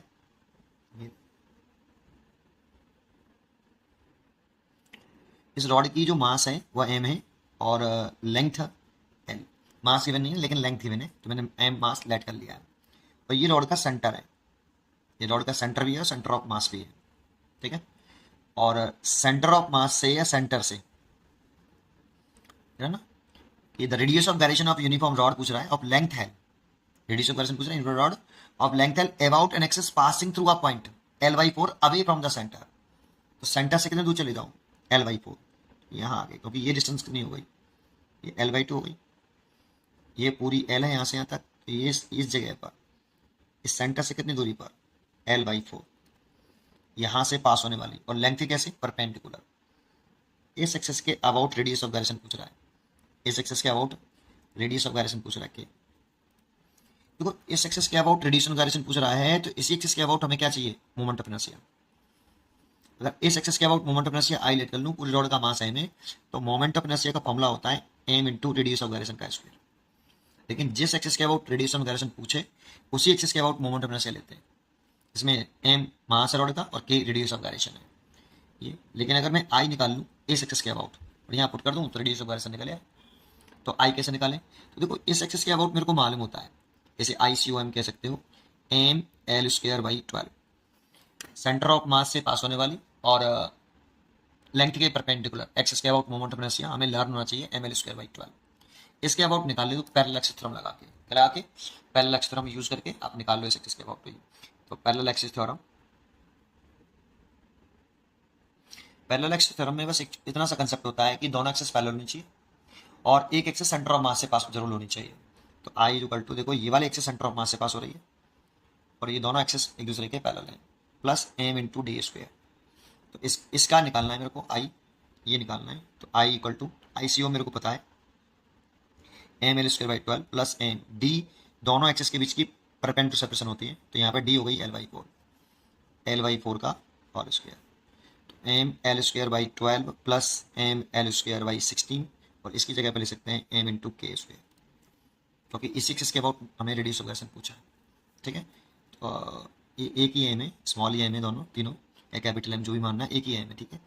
अच्छा यहाँ से देखो mL² कॉमन ले लो और यहाँ से 48 एलसीएम ले लो, तो 12 से ये 4 बार कटा और 16 दिया 3, ये 3 बार कटा 3, और ये हो गया mk², m से m कैंसिल कर दो, तो k² is equal to L² into 7/48, तो k is equal to root के अंदर 7/48 और L का स्क्वायर रूट ले लेंगे तो कितना हो जाएगा बाहर L, देखो ये, तो इसका आंसर हो गया A। shown in the figure is rigid and uniform 1 meter long rod AB held in horizontal position by 2 strings tied to its end and attached to the ceiling. The rod is of mass m, rod का mass का m दे रखा है, and has under weight of mass 2m, hang at a distance of 75 centimeter from A. The tension in the string at A is, tension in the string at A पूछ रहा है, ठीक है। चलिए तो देखो ये ए पॉइंट है और ये बी पॉइंट है, रॉड का ए और बी पॉइंट है भाई, तो टेंशन स्ट्रिंग एट ए, तो इसमें टेंशन पूछ रहा है, ठीक है। चलिए करें, कैसे करें, देखो सबसे पहले इसमें इसके सेंटर ऑफ मास पर, रॉड का जो सेंटर ऑफ मास होगा, ये रॉड है, इसका centre of mass mid point पर होगा, तो इसकी लेंथ 1 मीटर 1 मीटर दे रखी थी, दैट मीन्स 100 सेंटीमीटर, तो इसका सेंटर ऑफ मास ही हो गया बेटा। इस जगह पर इसका रॉड का वेट होगा जो कि mg होगा, ये रॉड का मास रखा था, rod is of mass m, और एक अंडर मास लटका हुआ 2m, इसका वेट दिखाएं तो 2m इंटू जी। इसमें टेंशन हो गया स्ट्रिंग में TA, और इस वाली स्ट्रिंग में टेंशन हो गया TB। देखो ये रॉड पूरी इक्विलिब्रियम में लटकी हुई है, नेट फोर्स जरूर है, मतलब इक्विलिब्रियम में, रेस्ट में है, देखो स्टेशनरी है कि नहीं, पूरी रुकी हुई रॉड है ना। तो इस वाली केस में कहेंगे हम कि यहाँ पे लिख सकते हैं कि जो रॉड है is in equilibrium, is in equilibrium.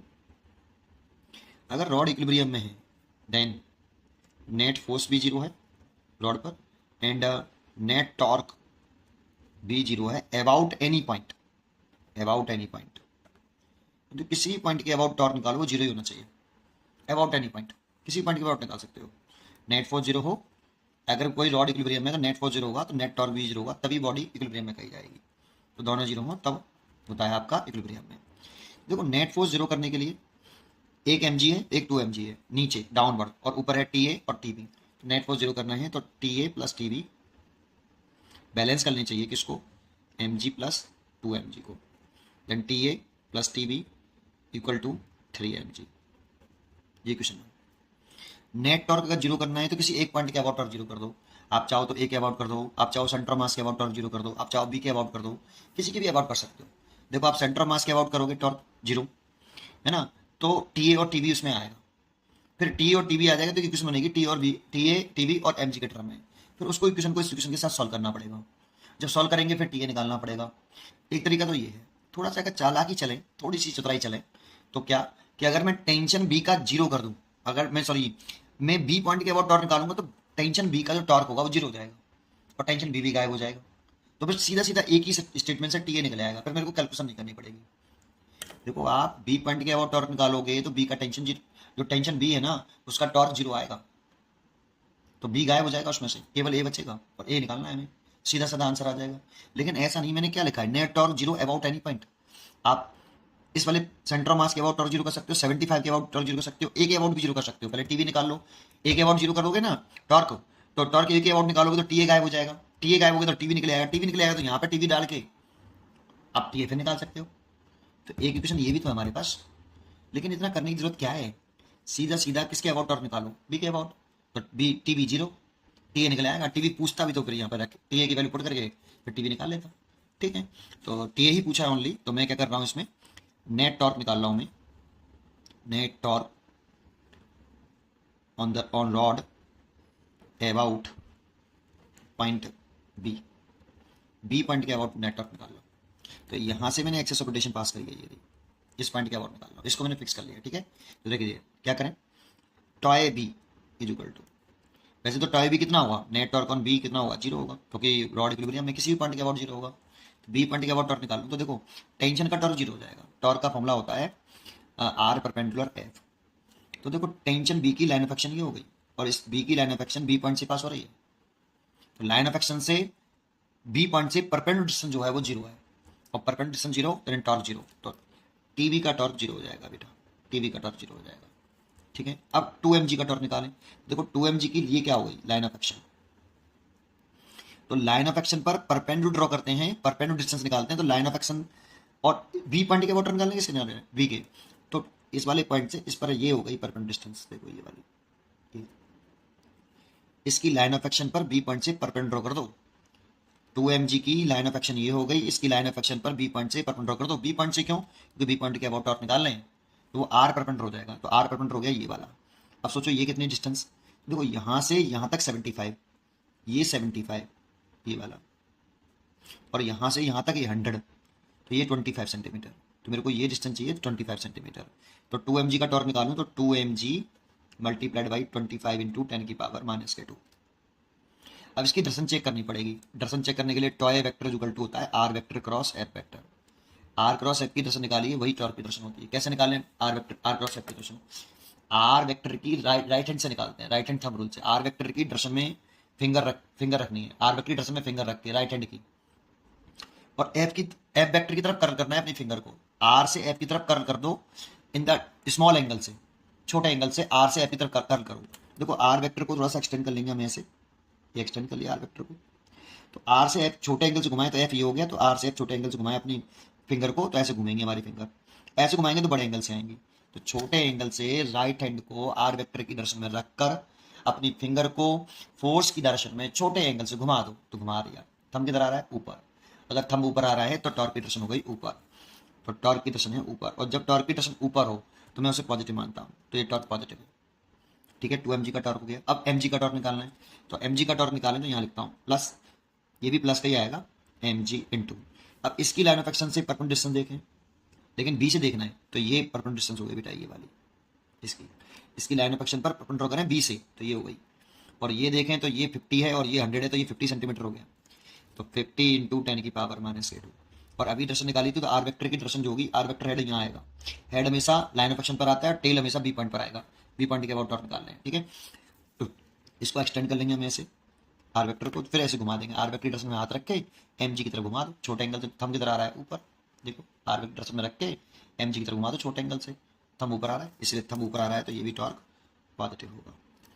अब रह गया टेंशन वाला ए वाला टॉर्क, तो ए का टॉर्क निकाले तो T A, tension in the string A into perpendicular distance, तो देखो ये हो गई बेटा, ये इसकी लाइन ऑफ एक्शन हो गई ये फोर्स की, और ये हो गई परपेंडिकुलर डिस्टेंस ये वाली, और इसको एक्सटेंड कर लेंगे, इतनी लिखना है बेटा, तो ये पूरी 100 सेंटीमीटर हो गई, देखो यहाँ से यहाँ तक 100 सेंटीमीटर, तो ये हो गई 100 इंटू 10 की पावर -2 मीटर में कन्वर्ट कर लिया, दैट मीन्स 1 मीटर, ठीक है ऐसे। और इसको एक्सटेंड कर लेंगे आर वेक्टर की डायरेक्शन निकाल, तो देखो अब कैसे निकालेंगे, अगर मैं ऐसे घुमाऊंगा ना तो बड़े एंगल से घूमेगा, आर से एफ बड़ा एंगल, देखो ऐसे घूमेगा ये ऐसे ऐसे, लेकिन छोटे एंगल से घुमाते हैं, हमें घुमाना ऐसे है बेटा, देखो ऐसे छोटे एंगल से ऐसे, और सीधा सा तरीका बताऊं, देखो इस छोटे एंगल से ऐसे घूमेगा, ये भी छोटे एंगल से आगे एक्सटेंड करके ये भी ऐसे घूमेगा, और ये छोटे एंगल से ऐसे घूमेगा, तो ये क्लॉकवाइज घूम रहा है तो क्लॉकवाइज टॉर्क नेगेटिव लेते हैं, ये एंटी क्लॉकवाइज तो टॉर्क पॉजिटिव लेते हैं, ठीक है। तो ये डाउनवर्ड आएगा बेटा, इसमें डाउनवर्ड डायरेक्शन आ रही है, देखो ऐसे छोटे एंगल से ऐसे घुमाओ, थंब नीचे तरफ आ रहा है बेटा, ठीक है। तो बस इतना ही से कंसेप्ट है इसमें डायरेक्शन का। अब सॉल्व कर लो, इसकी वैल्यू कितनी 0, इसकी वैल्यू अगर 0 रख दूँ तो ये 0 हो गया बराबर, इसको यहाँ सॉल्व कर रहा हूँ, ये तो 0 हो गया, इसको ऐसे कैसे उतार लो, 2mg इंटू 25 इंटू 10 की पावर -2, ये भी ऐसे लिख लो, प्लस mg इंटू 50 इंटू 10 की पावर -2।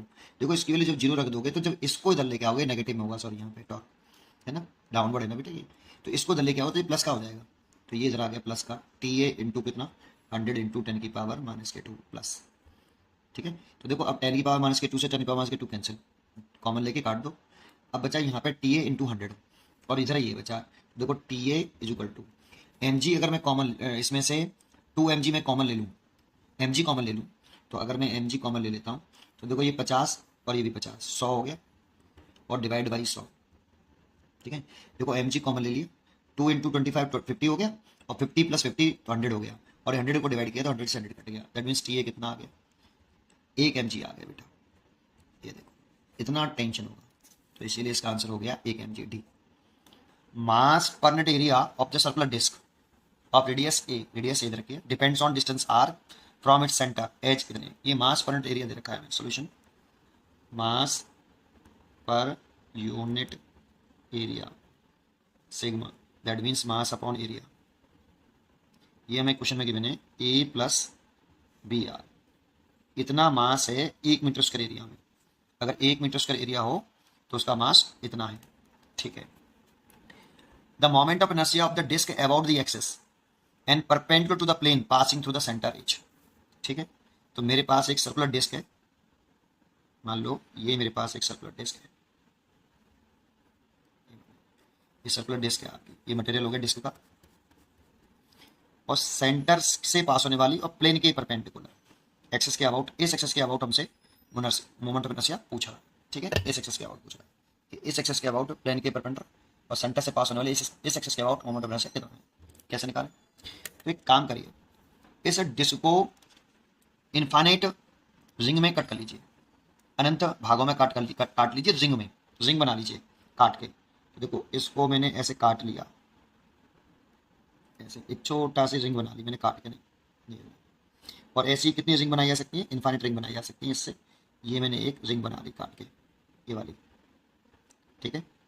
और इस रिंग का रेडियस है आपकी यहाँ से ये आर है, और इसकी जो थिकनेस है ये वाली, ये थिकनेस है वो डी आर है, ये थिकनेस, ठीक है, डी आर रेडियस आर है, और इसका मास डी एम है, इसका मास डी एम है।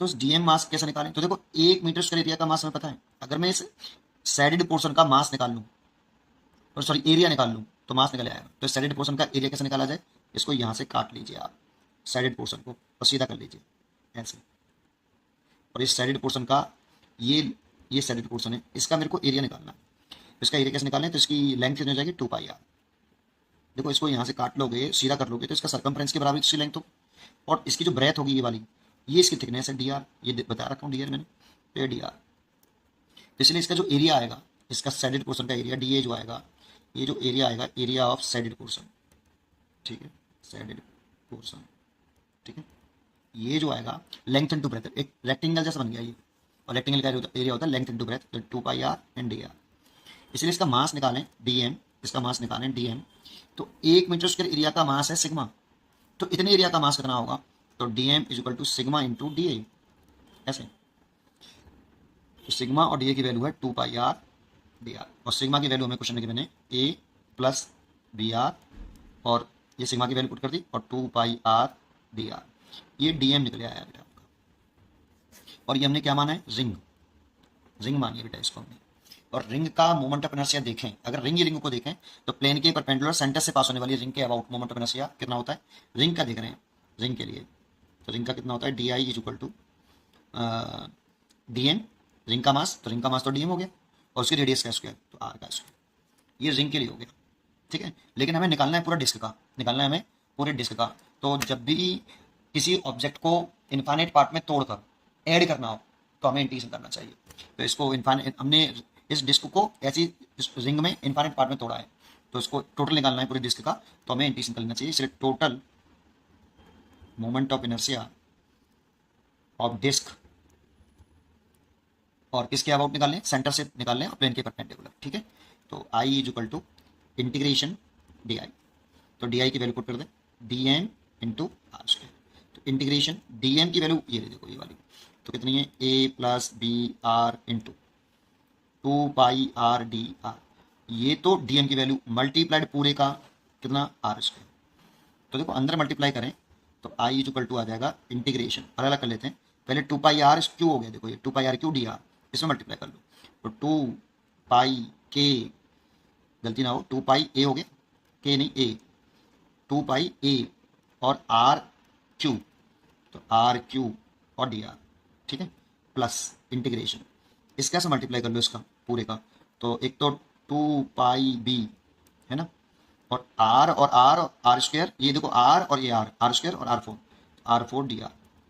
लिमिट किसकी आएंगी, तो सेंटर पर स्मॉल आर की वैल्यू 0 है, और यहाँ पर पहुँचते पहुँचते पूरे डिस्क पर स्मॉल आर की वैल्यू कितनी हुई, ए, लिमिट आर क्या आएगी, उसकी रेडियस ए रखी है ना डिस्क की, ए, तो लिमिट आएगी 0 से ए, 0 से ए, बस इंटीग्रेशन कर दो, मोमेंट ऑफ इनर्शिया निकल आएगा, 2 पाई ए तो बाहर आ गया, और आर क्यू का इंटीग्रेशन होगा आर की पावर 4 डिवाइड बाई 4, और लिमिट हो गई 0 टू ए।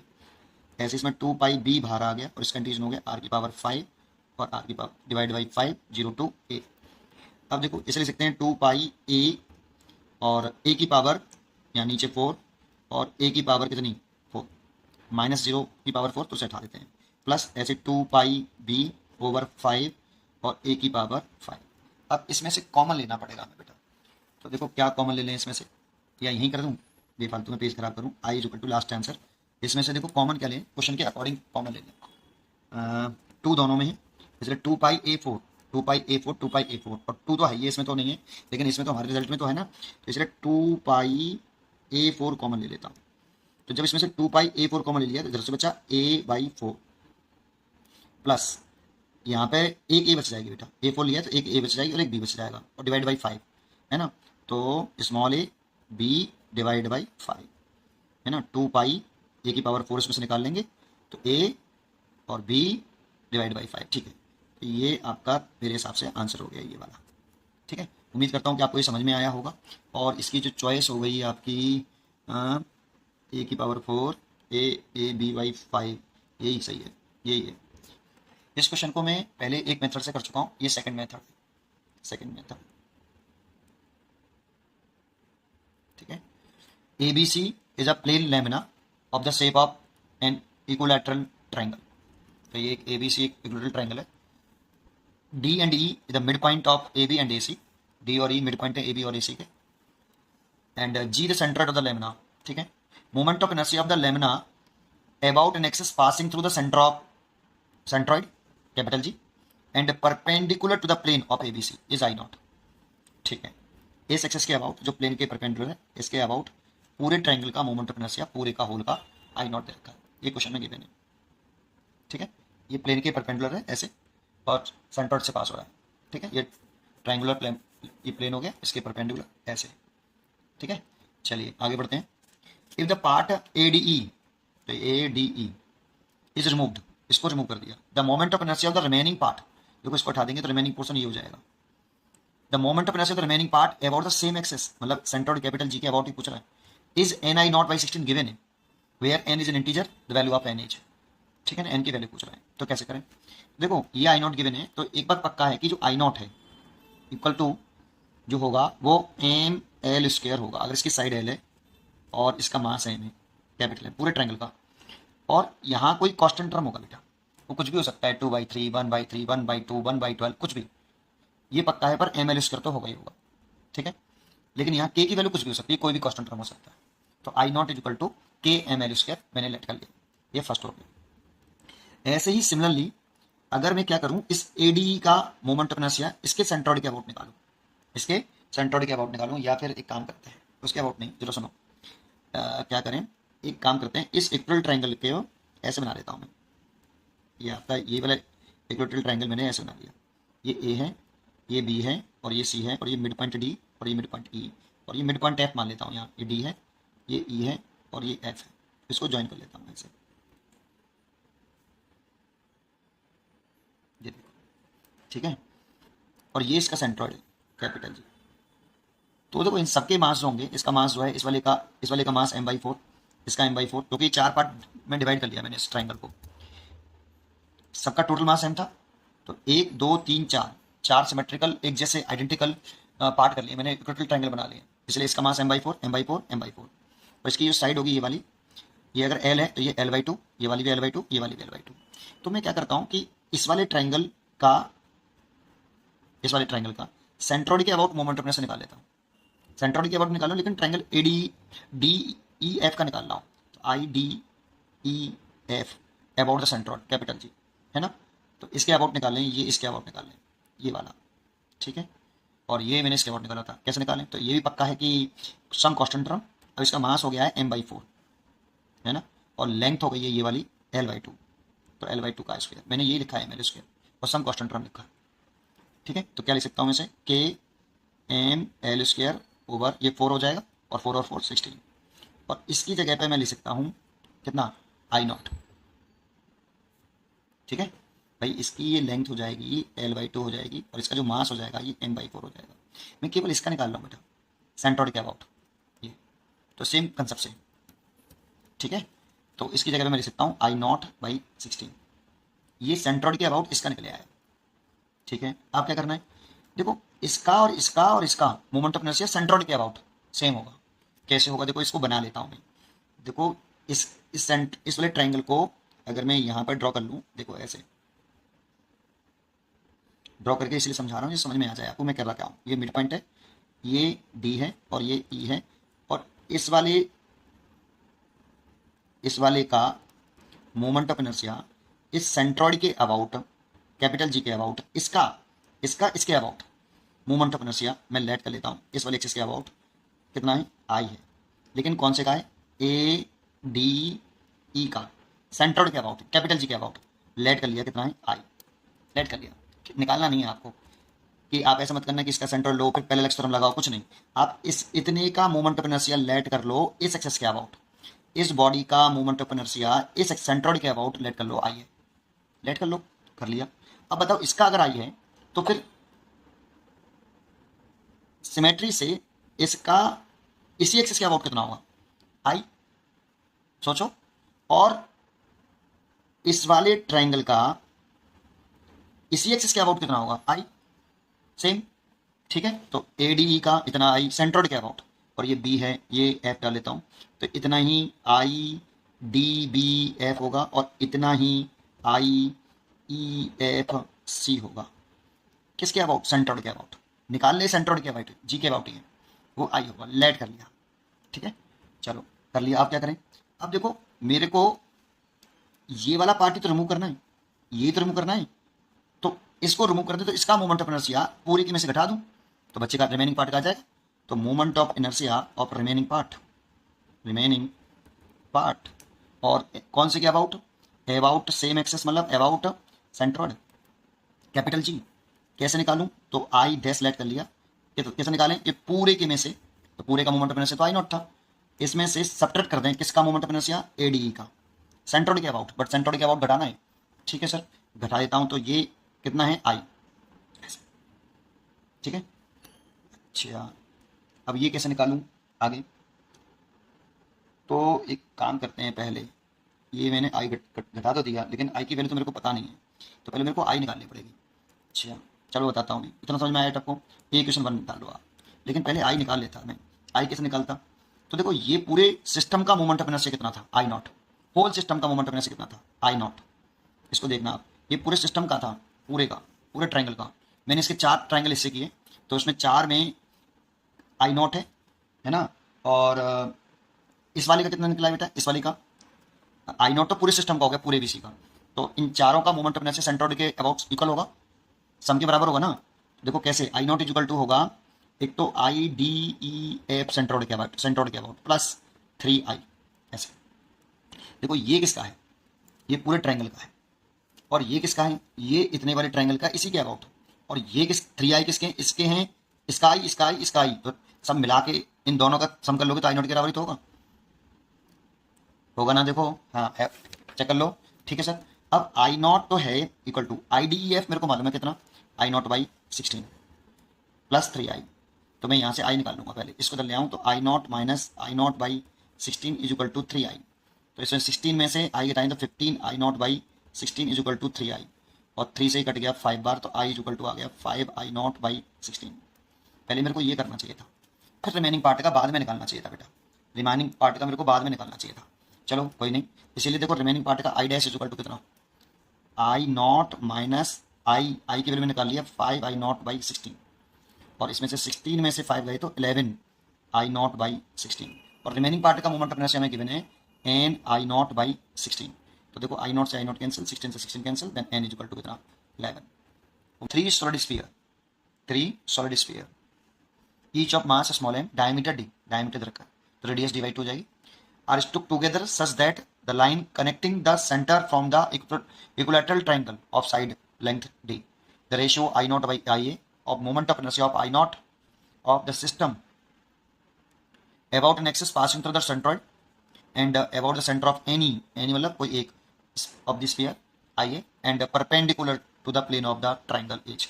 और ये 4 चीज़ रखी है। चलो समझते हैं क्वेश्चन को, डायग्राम बनाने के साथ समझते हैं। देखो 3 सॉलिड स्फीयर है, कुछ इस तरह से बनाया। देखो कि पहले एक सॉलिड स्फीयर मैं यहाँ बना देता हूँ, एक सॉलिड स्फीयर बना लो, ठीक है, ये वाला, इसका डायमीटर डी है बट रेडियस डिवाइड हो जाएगी। अब एक स्केल ले लूँ जरा, थोड़ा सा सीधा बना लूँ, डायमीटर से बना लूँ ऐसे नहीं, ठीक है। यहाँ पर एक और स्फीयर बना लो बेटा आप ऐसे, सेम डायमीटर का, एक इधर बना लो सेम डायमीटर का, ऐसे टच करता हुआ, ठीक है। साइज बराबर है, सबके डायमीटर डी है, तो रेडियस सबकी डिवाइड हुआ, मास सबका एम है, ठीक है। अब इसका सेंटर और इसका सेंटर और इसका सेंटर, इसको मिला लो तो एक ट्रायंगल बन जाएगा इक्विलैटरल ऐसे। देखो ये इक्विलैटरल ट्रायंगल बन गया। 3 solid sphere each of mass M, तो 3 सॉलिड स्फीयर हो गए, मास एम है, डायमीटर डी, तो रेडियस डिवाइड हो जाएगी। देखो ये डायमीटर है तो ये रेडियस डिवाइड हो गई, और ये पूरा डायमीटर हो गया, ये वाला डी, इसका भी डी, ठीक है। फिर कह रहा है आपसे stuck together such that the lines connecting the centres, तो देखो ये सेंटर को मैंने कनेक्ट करके एक लाइन इमेजिन कर ली from a equilateral triangle of side length D. देखो ये आपकी डी है, पूरी साइड ये वाली डी है, और ये वाली साइड भी डी, और ये वाली साइड डी, ठीक है। मास एम है, the ratio I not by आई है, इसमें आई नॉट क्या है, the moment of inertia of I not of system, पूरे सिस्टम का moment of inertia, I not किसका, सिस्टम का, मतलब तीनों स्फीयर का, अबाउट एन एक्सिस, कहाँ के, about an axis passing through the centroid, triangle का सेंट्रॉइड। तो देखो ट्रायंगल का सेंट्रॉइड जो होगा इसके बाइसेक्ट पर होगा, इसके बाइसेक्टर एंगल 60 डिग्री पर बाइसेक्ट करेगा, यहाँ पर होगा कुछ, इसके बाइसेक्ट पर होगा बेटा ऐसे नहीं, ठीक है। तो यहाँ पर होगा, ये सेंट्रॉइड है कैपिटल जी, ठीक है। इसके अबाउट मोमेंट ऑफ इनर्शिया पूरे सिस्टम का आई नॉट है, और कैसे, perpendicular to the plane of the triangle. तो देखो ऐसे है कुछ, ये सेंट्रॉइड का ट्रायंगल हो गया, सेंट्रॉइड होगा ट्रायंगल का, और इसके परपेंडिकुलर ऐसे, प्लेन के परपेंडिकुलर ऐसे। इसके अबाउट इन पूरे जो पूरा सिस्टम है इसका moment of inertia I not given है। तो आई नॉट कैसे निकालेंगे, पहले इसी के अबाउट निकाल लेता, तो कैसे निकालेंगे तो देखो, एक बात बताओ मेरे को कि ये अगर मैं एक स्फीयर बना लूँ कोई सा भी, जैसे मैं ये वाला स्फीयर बना लेता हूँ एक, यहाँ पर ये लाइन है आपकी, है ना, ये एक स्फीयर मैंने बना लिया यहाँ पे समझाने के लिए अलग से, और इस जगह पर कुछ सेंट्रॉइड है आपका, ये वाला ऐसे, और ये आपकी डिस्टेंस dy2 है, और ये इसका सेंटर ऑफ मास हो गया स्फीयर का ए, सेंटर मान लेते हैं इसको ए, और या इसे बी, इसे ए, इसे सी लिख देते हैं, ठीक है। तो ये डिस्टेंस ए है और ये आपकी सेंट्रॉइड है कैपिटल जी। देखो मैंने ये वाला हिस्सा बना लिया, ये बना स्फीयर ये बना लिया और ये सेंट्रॉइड हो गया। तो देखो इसके अबाउट मेरे को मोमेंट ऑफ इनर्शिया पता है, ये स्फीयर के डायमीटर से और सेंटर से पास होने वाले एक्सिस के about moment of inertia ICM मैं जानता हूँ कितना 2/5 m। स्फीयर का मोमेंट ऑफ इनर्शिया क्या होता है, डायमीटर से पास होने वाला 2/5 m r², और r इसमें d/2 है, इसलिए d²/4। भाई d/2 का स्क्वायर करेंगे तो इसका रेडियस d/2 हो जाएगा बेटा, डायमीटर d है तो रेडियस d/2। तो ये इसके अबाउट मेरे को पता है, इसके अबाउट निकालना है बेटा, इसके अबाउट पूरे सिस्टम का निकालना है, पर मैं एक स्फीयर का निकाल लेता हूँ, वन स्फीयर का। तो आई सेंट्रॉइड वन स्फीयर, एक स्फीयर का निकाल लेता हूँ, कैसे, पैरेलल एक्सिस थ्योरम लगा लो, पैरेलल एक्सिस थ्योरम। तो सेंटर ऑफ मास से पास होने वाली एक्सिस के about moment of inertia plus इसका मास इनटू x²। हमें ये डिस्टेंस चाहिए होगी बेटा। ये देखो दो पैरेलल एक्सिस बन रही है आपकी, एक एक्सिस ये रही और एक एक्सिस ये रही, ऐसे ये दो पैरेलल एक्सिस बन रही है ना। तो ये वाली डिस्टेंस कैसे निकाल सकते हैं, तो देखो ये जो है एंगल, ये वाला ये 30 डिग्री है बेटा यहाँ पे, है ना। तो ये एंगल जो आपका 30 डिग्री हो गया ये वाला, और ये 30 है और ये निकालना है और ये हमें पता है। तो देखो इस ट्राइंगल में अगर मैं कॉस लगा लूँ, cos 30 degree equal to base तो हो गया d/2 और हाइपोटेन्यूज हो गया x। तो x इज इक्वल टू हो जाएगा d/2 कॉस 30 डिग्री। तो x इज इक्वल टू हो जाएगा d/2 कॉस 30 की वैल्यू हो गई √3/2। तो 2 से 2 कैंसिल, तो x बराबर आ गया हमारा d/√3। तो x की वैल्यू यहाँ पुट कर देंगे और ये हो गया 2/5 m d²/4 प्लस m, और ये है आपका d²/9 ऐसे, ठीक है नहीं, d/√3 है ना, तो 3 हो गया, सॉरी √3 का स्क्वायर करेंगे तो 3 ऐसे, और 2 से ये काट दिया तो ये हो गया, यहाँ लिख देता हूँ m d², ये 2 से 2 बार काटा 10 हो गया 10 प्लस m d²/3, है ना, ये तो हुआ, ठीक है।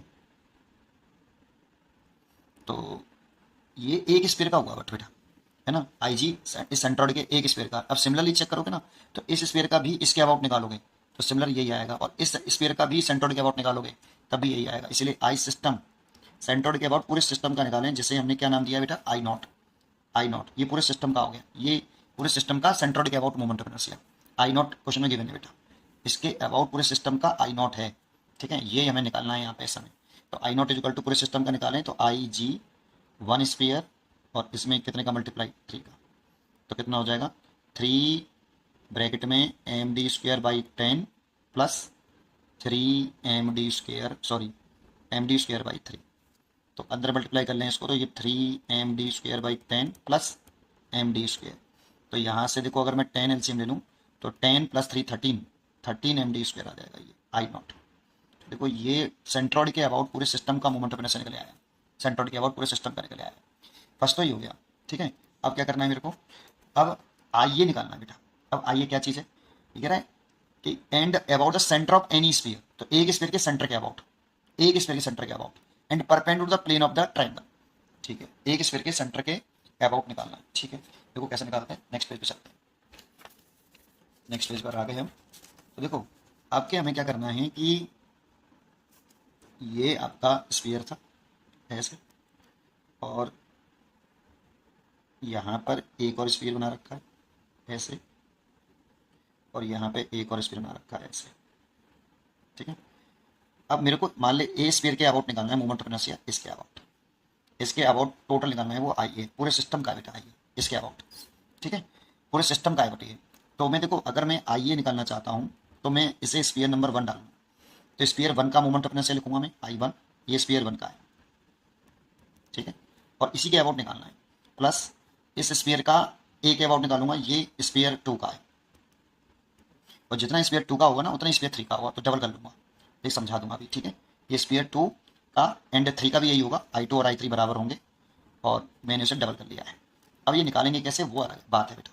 देखो इसका अगर मैं इसी एक्सिस के अबाउट निकालूं, इससे कोई मतलब नहीं है मेरे को, स्फीयर 1 की वजह से इसी एक्सिस के अबाउट निकाल रहा हूँ, तो ये डायमीटर से पास हो रहा है, इसका तो सीधा सीधा हो गया 2/5 mr², और r इसकी रेडियस है d/2, इसलिए d/2 का होल स्क्वायर। ये तो स्फीयर 1 का इस ए के अबाउट हो गया। अब स्फीयर बी का इसके अबाउट निकालें तो देखो इसके सेंटर ऑफ मास का मोमेंट ऑफ इनर्शिया मेरे को मालूम होता है 2/5 एम, इसी के अबाउट, इसके सेंटर ऑफ मास के अबाउट, इसके अबाउट, इस एक्सिस के अबाउट निकाल लें बेटा। डायमीटर से पास होने वाले एक्सिस है ये भी, ये डायमीटर से पास होने वाले एक्सिस के अबाउट 2/5 एम, डी कितना, d²/4, रेडियस होती है r/, रेडियस यहाँ पे d/2 है तो d²/4 हो गया। ठीक है, अब निकालना मेरे को इस स्फीयर का इसके अबाउट है, सेकंड स्फीयर में ये वाला, इसका ए के अबाउट निकालना है तो पैरेलल टर्म लगानी पड़ेगी बेटा, और ये सेपरेशन आपकी दी रखी है।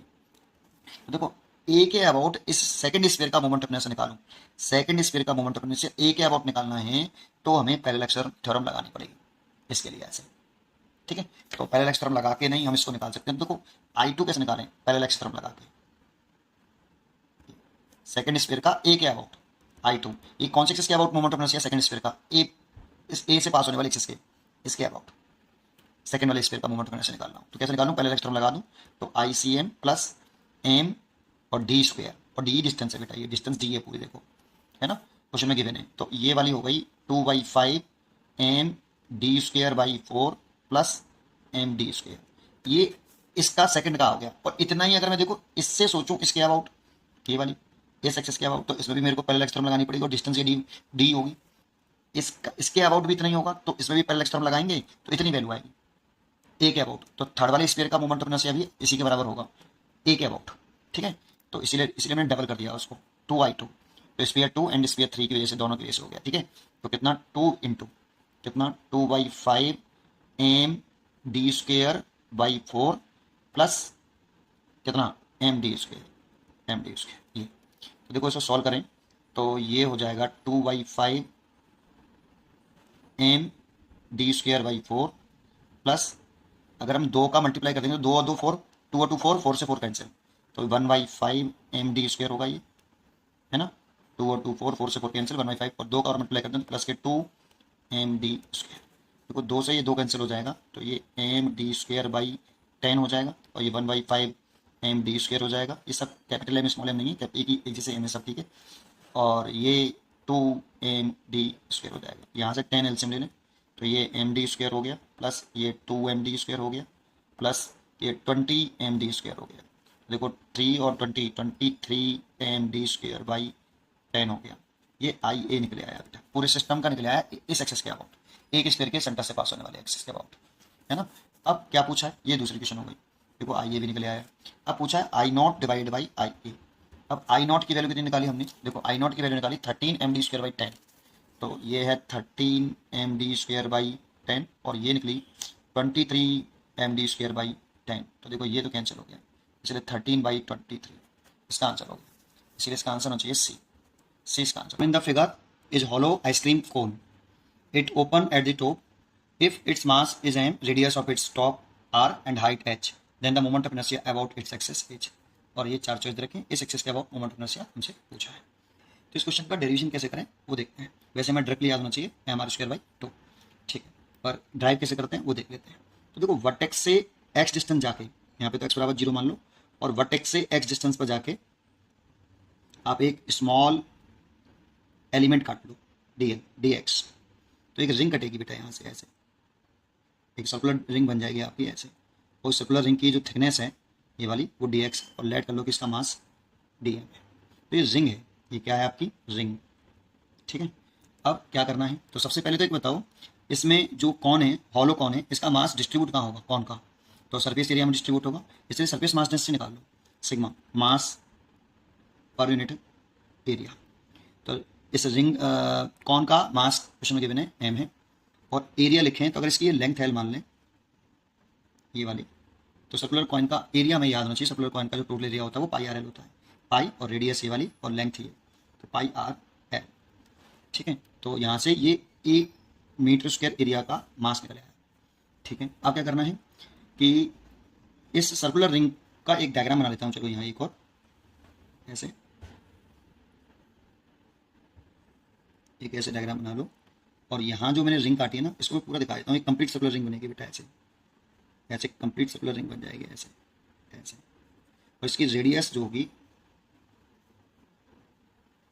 ये स्मॉल r मान लो आप, ये वाली मान लो, उधर वाली मान लो, ये स्मॉल r, ये वाली रिंग की रेडियस, और ये कैपिटल R है ना, और ये डिस्टेंस मैंने जो मानी है वो x मानी है यहाँ तक की, और ये जो है आपकी लेंथ l कंसिडर करिए।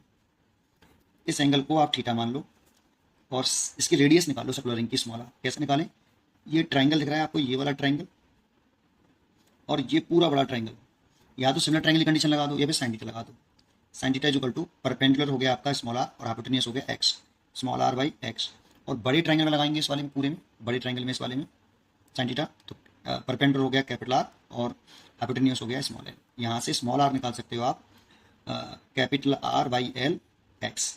देखो ये रेडियस निकाल ली मैंने सर्कुलर रिंग की। अच्छा, अब सर्कुलर रिंग का मास और निकालना है डीएम। तो सर्कुलर रिंग का मास, इस जो डीएम है इसको मैं यहाँ बना लेता हूँ, ये साइड भी हो गया, और मैं सर्कुलर रिंग को यहाँ बना लेता हूँ। जो मैंने काटा ना सर्कुलर रिंग, उसको मैंने यहाँ बना लिया ऐसे, ये सर्कुलर रिंग है ऐसे, और ये मैंने dx लेंथ का एक सर्कुलर रिंग मैंने काटा था, वो मैंने यहाँ बना लिया है। इसकी जो थिकनेस है ये वाली, ये dx मानिए, इसकी जो रेडियस सर्कुलर रिंग की वो स्मॉल आर है। तो इसका मास निकालना है dm। ठीक है, तो कैसे निकालें? तो इसको यहाँ से काट के नहीं, इसको सीधा कर लीजिए आप, ऐसे ऐसे सीधा कर लीजिए, इसको काटिए यहाँ से और सीधा कर लीजिए। इसकी लेंथ कितनी होगी? सर्कमफ्रेंस के बराबर होगी इस रिंग के, दैट मीन्स 2πr, और ये थिकनेस dx है। तो इसका अगर हम एरिया देखें, इसका इस वाले का जो साइडेड पोर्शन है, इसका एरिया देखें dA, ये जो होगा वो 2πr length into breath dx होगा। तो इसका अगर मैं मास निकालना चाहूँ dm, तो मेरे को 1 मीटर स्क्वायर एरिया का मास पता है सिग्मा, ये 1 मीटर स्क्वायर एरिया का मास है, तो इतने एरिया का मास निकालना है, तो मल्टीप्लाई 2πr dx। तो सिग्मा की वैल्यू कितनी है? Capital M over pi R L into 2π, small R जो मैंने निकाला यहाँ पर वो ये रहा, r by L into X. तो स्मॉल आर की वैल्यू पुट कर सकते हो आप, r by L X D X. ठीक है, ये स्मॉल आर की वैल्यू पुट कर दी। 2π तो ये पहले से था, r x by L into D x. देखो पाई से ये पाई कैंसिल हो गया और r से r कैंसिल हो गया, तो ये हो गया 2 capital M over L square x D x, है ना, ये हो गया ना dm। तो ये रिंग का स्मॉल, इस dm जो कटिंग रिंग काटी हमने उसका स्मॉल मास निकला dm। अब देखो इस एक्सेस के अबाउट मोमेंट ऑफ इनर्शिया पूछ रहा है, जो प्लेन के परपेंडिकुलर है, रिंग के प्लेन के परपेंडिकुलर। देखो ये जो रिंग बनी है ना, ये एक्सेस प्लेन के परपेंडिकुलर और सेंटर से पास होने वाली आपकी ये जो स्मॉल रिंग बनी है उसके प्लेन के परपेंडिकुलर है ये एक्सेस, ये वाली। और इसी एक्सेस के अबाउट मोमेंट ऑफ इनर्शिया निकालना है, तो पहले ऐसी इसमें बहुत सारी रिंग होगी, तो एक स्मॉल पार्ट का डी मान लेते हैं। तो डी आई इक्वल टू कितना होता है? डीएम इंटू रिंग का मोमेंट ऑफ इनर्शिया होता है प्लेन के परपेंडिकुलर सेंटर से पास होने वाले एक्सेस के बाद डीएम इंटू आर स्क्वायर। तो इसकी रेडियस आर है, तो रेडियम आर स्क्वायर। अच्छा, इस कॉन में ऐसी कितनी सर्कुलर रिंग काटी जा सकती है? तो अनंत काटी जा सकती है, इनफाइनाइट रिंग काट सकते हैं। तो जब भी किसी ऑब्जेक्ट को इनफाइनाइट पार्ट में तोड़कर ऐड करना हो तो हमें इंटीग्रेशन कर लेना चाहिए। ठीक है, तो इसका इंटीग्रेशन करने अगर हम, तो टोटल मोमेंट ऑफ इनर्शिया निकल आएगा। तो नेक्स्ट पेज पर करता हूँ, तो क्या करें? D total moment of inertia, moment of inertia, total moment of inertia I is equal to integration D I. D I की जो वैल्यू लिखें वो कितनी है आपकी? D M into R square, D M into R square, और D M में निकाला ही रहा है ना। तो डी एम की वैल्यू पुट कर दें, integration 2 capital M L square X D X, और आर की वैल्यू कितनी है बेटा? ये रही, देखो आर की वैल्यू ये रही, R by L upon X. तो उसका स्क्वायर करेंगे तो R square by L square X square. तो देखो इसमें कांस्टेंट टर्म हो गया 2m capital R square over L की पावर 4, और इंटीग्रेशन के अंदर आ गया एक्स क्यू डी एक्स।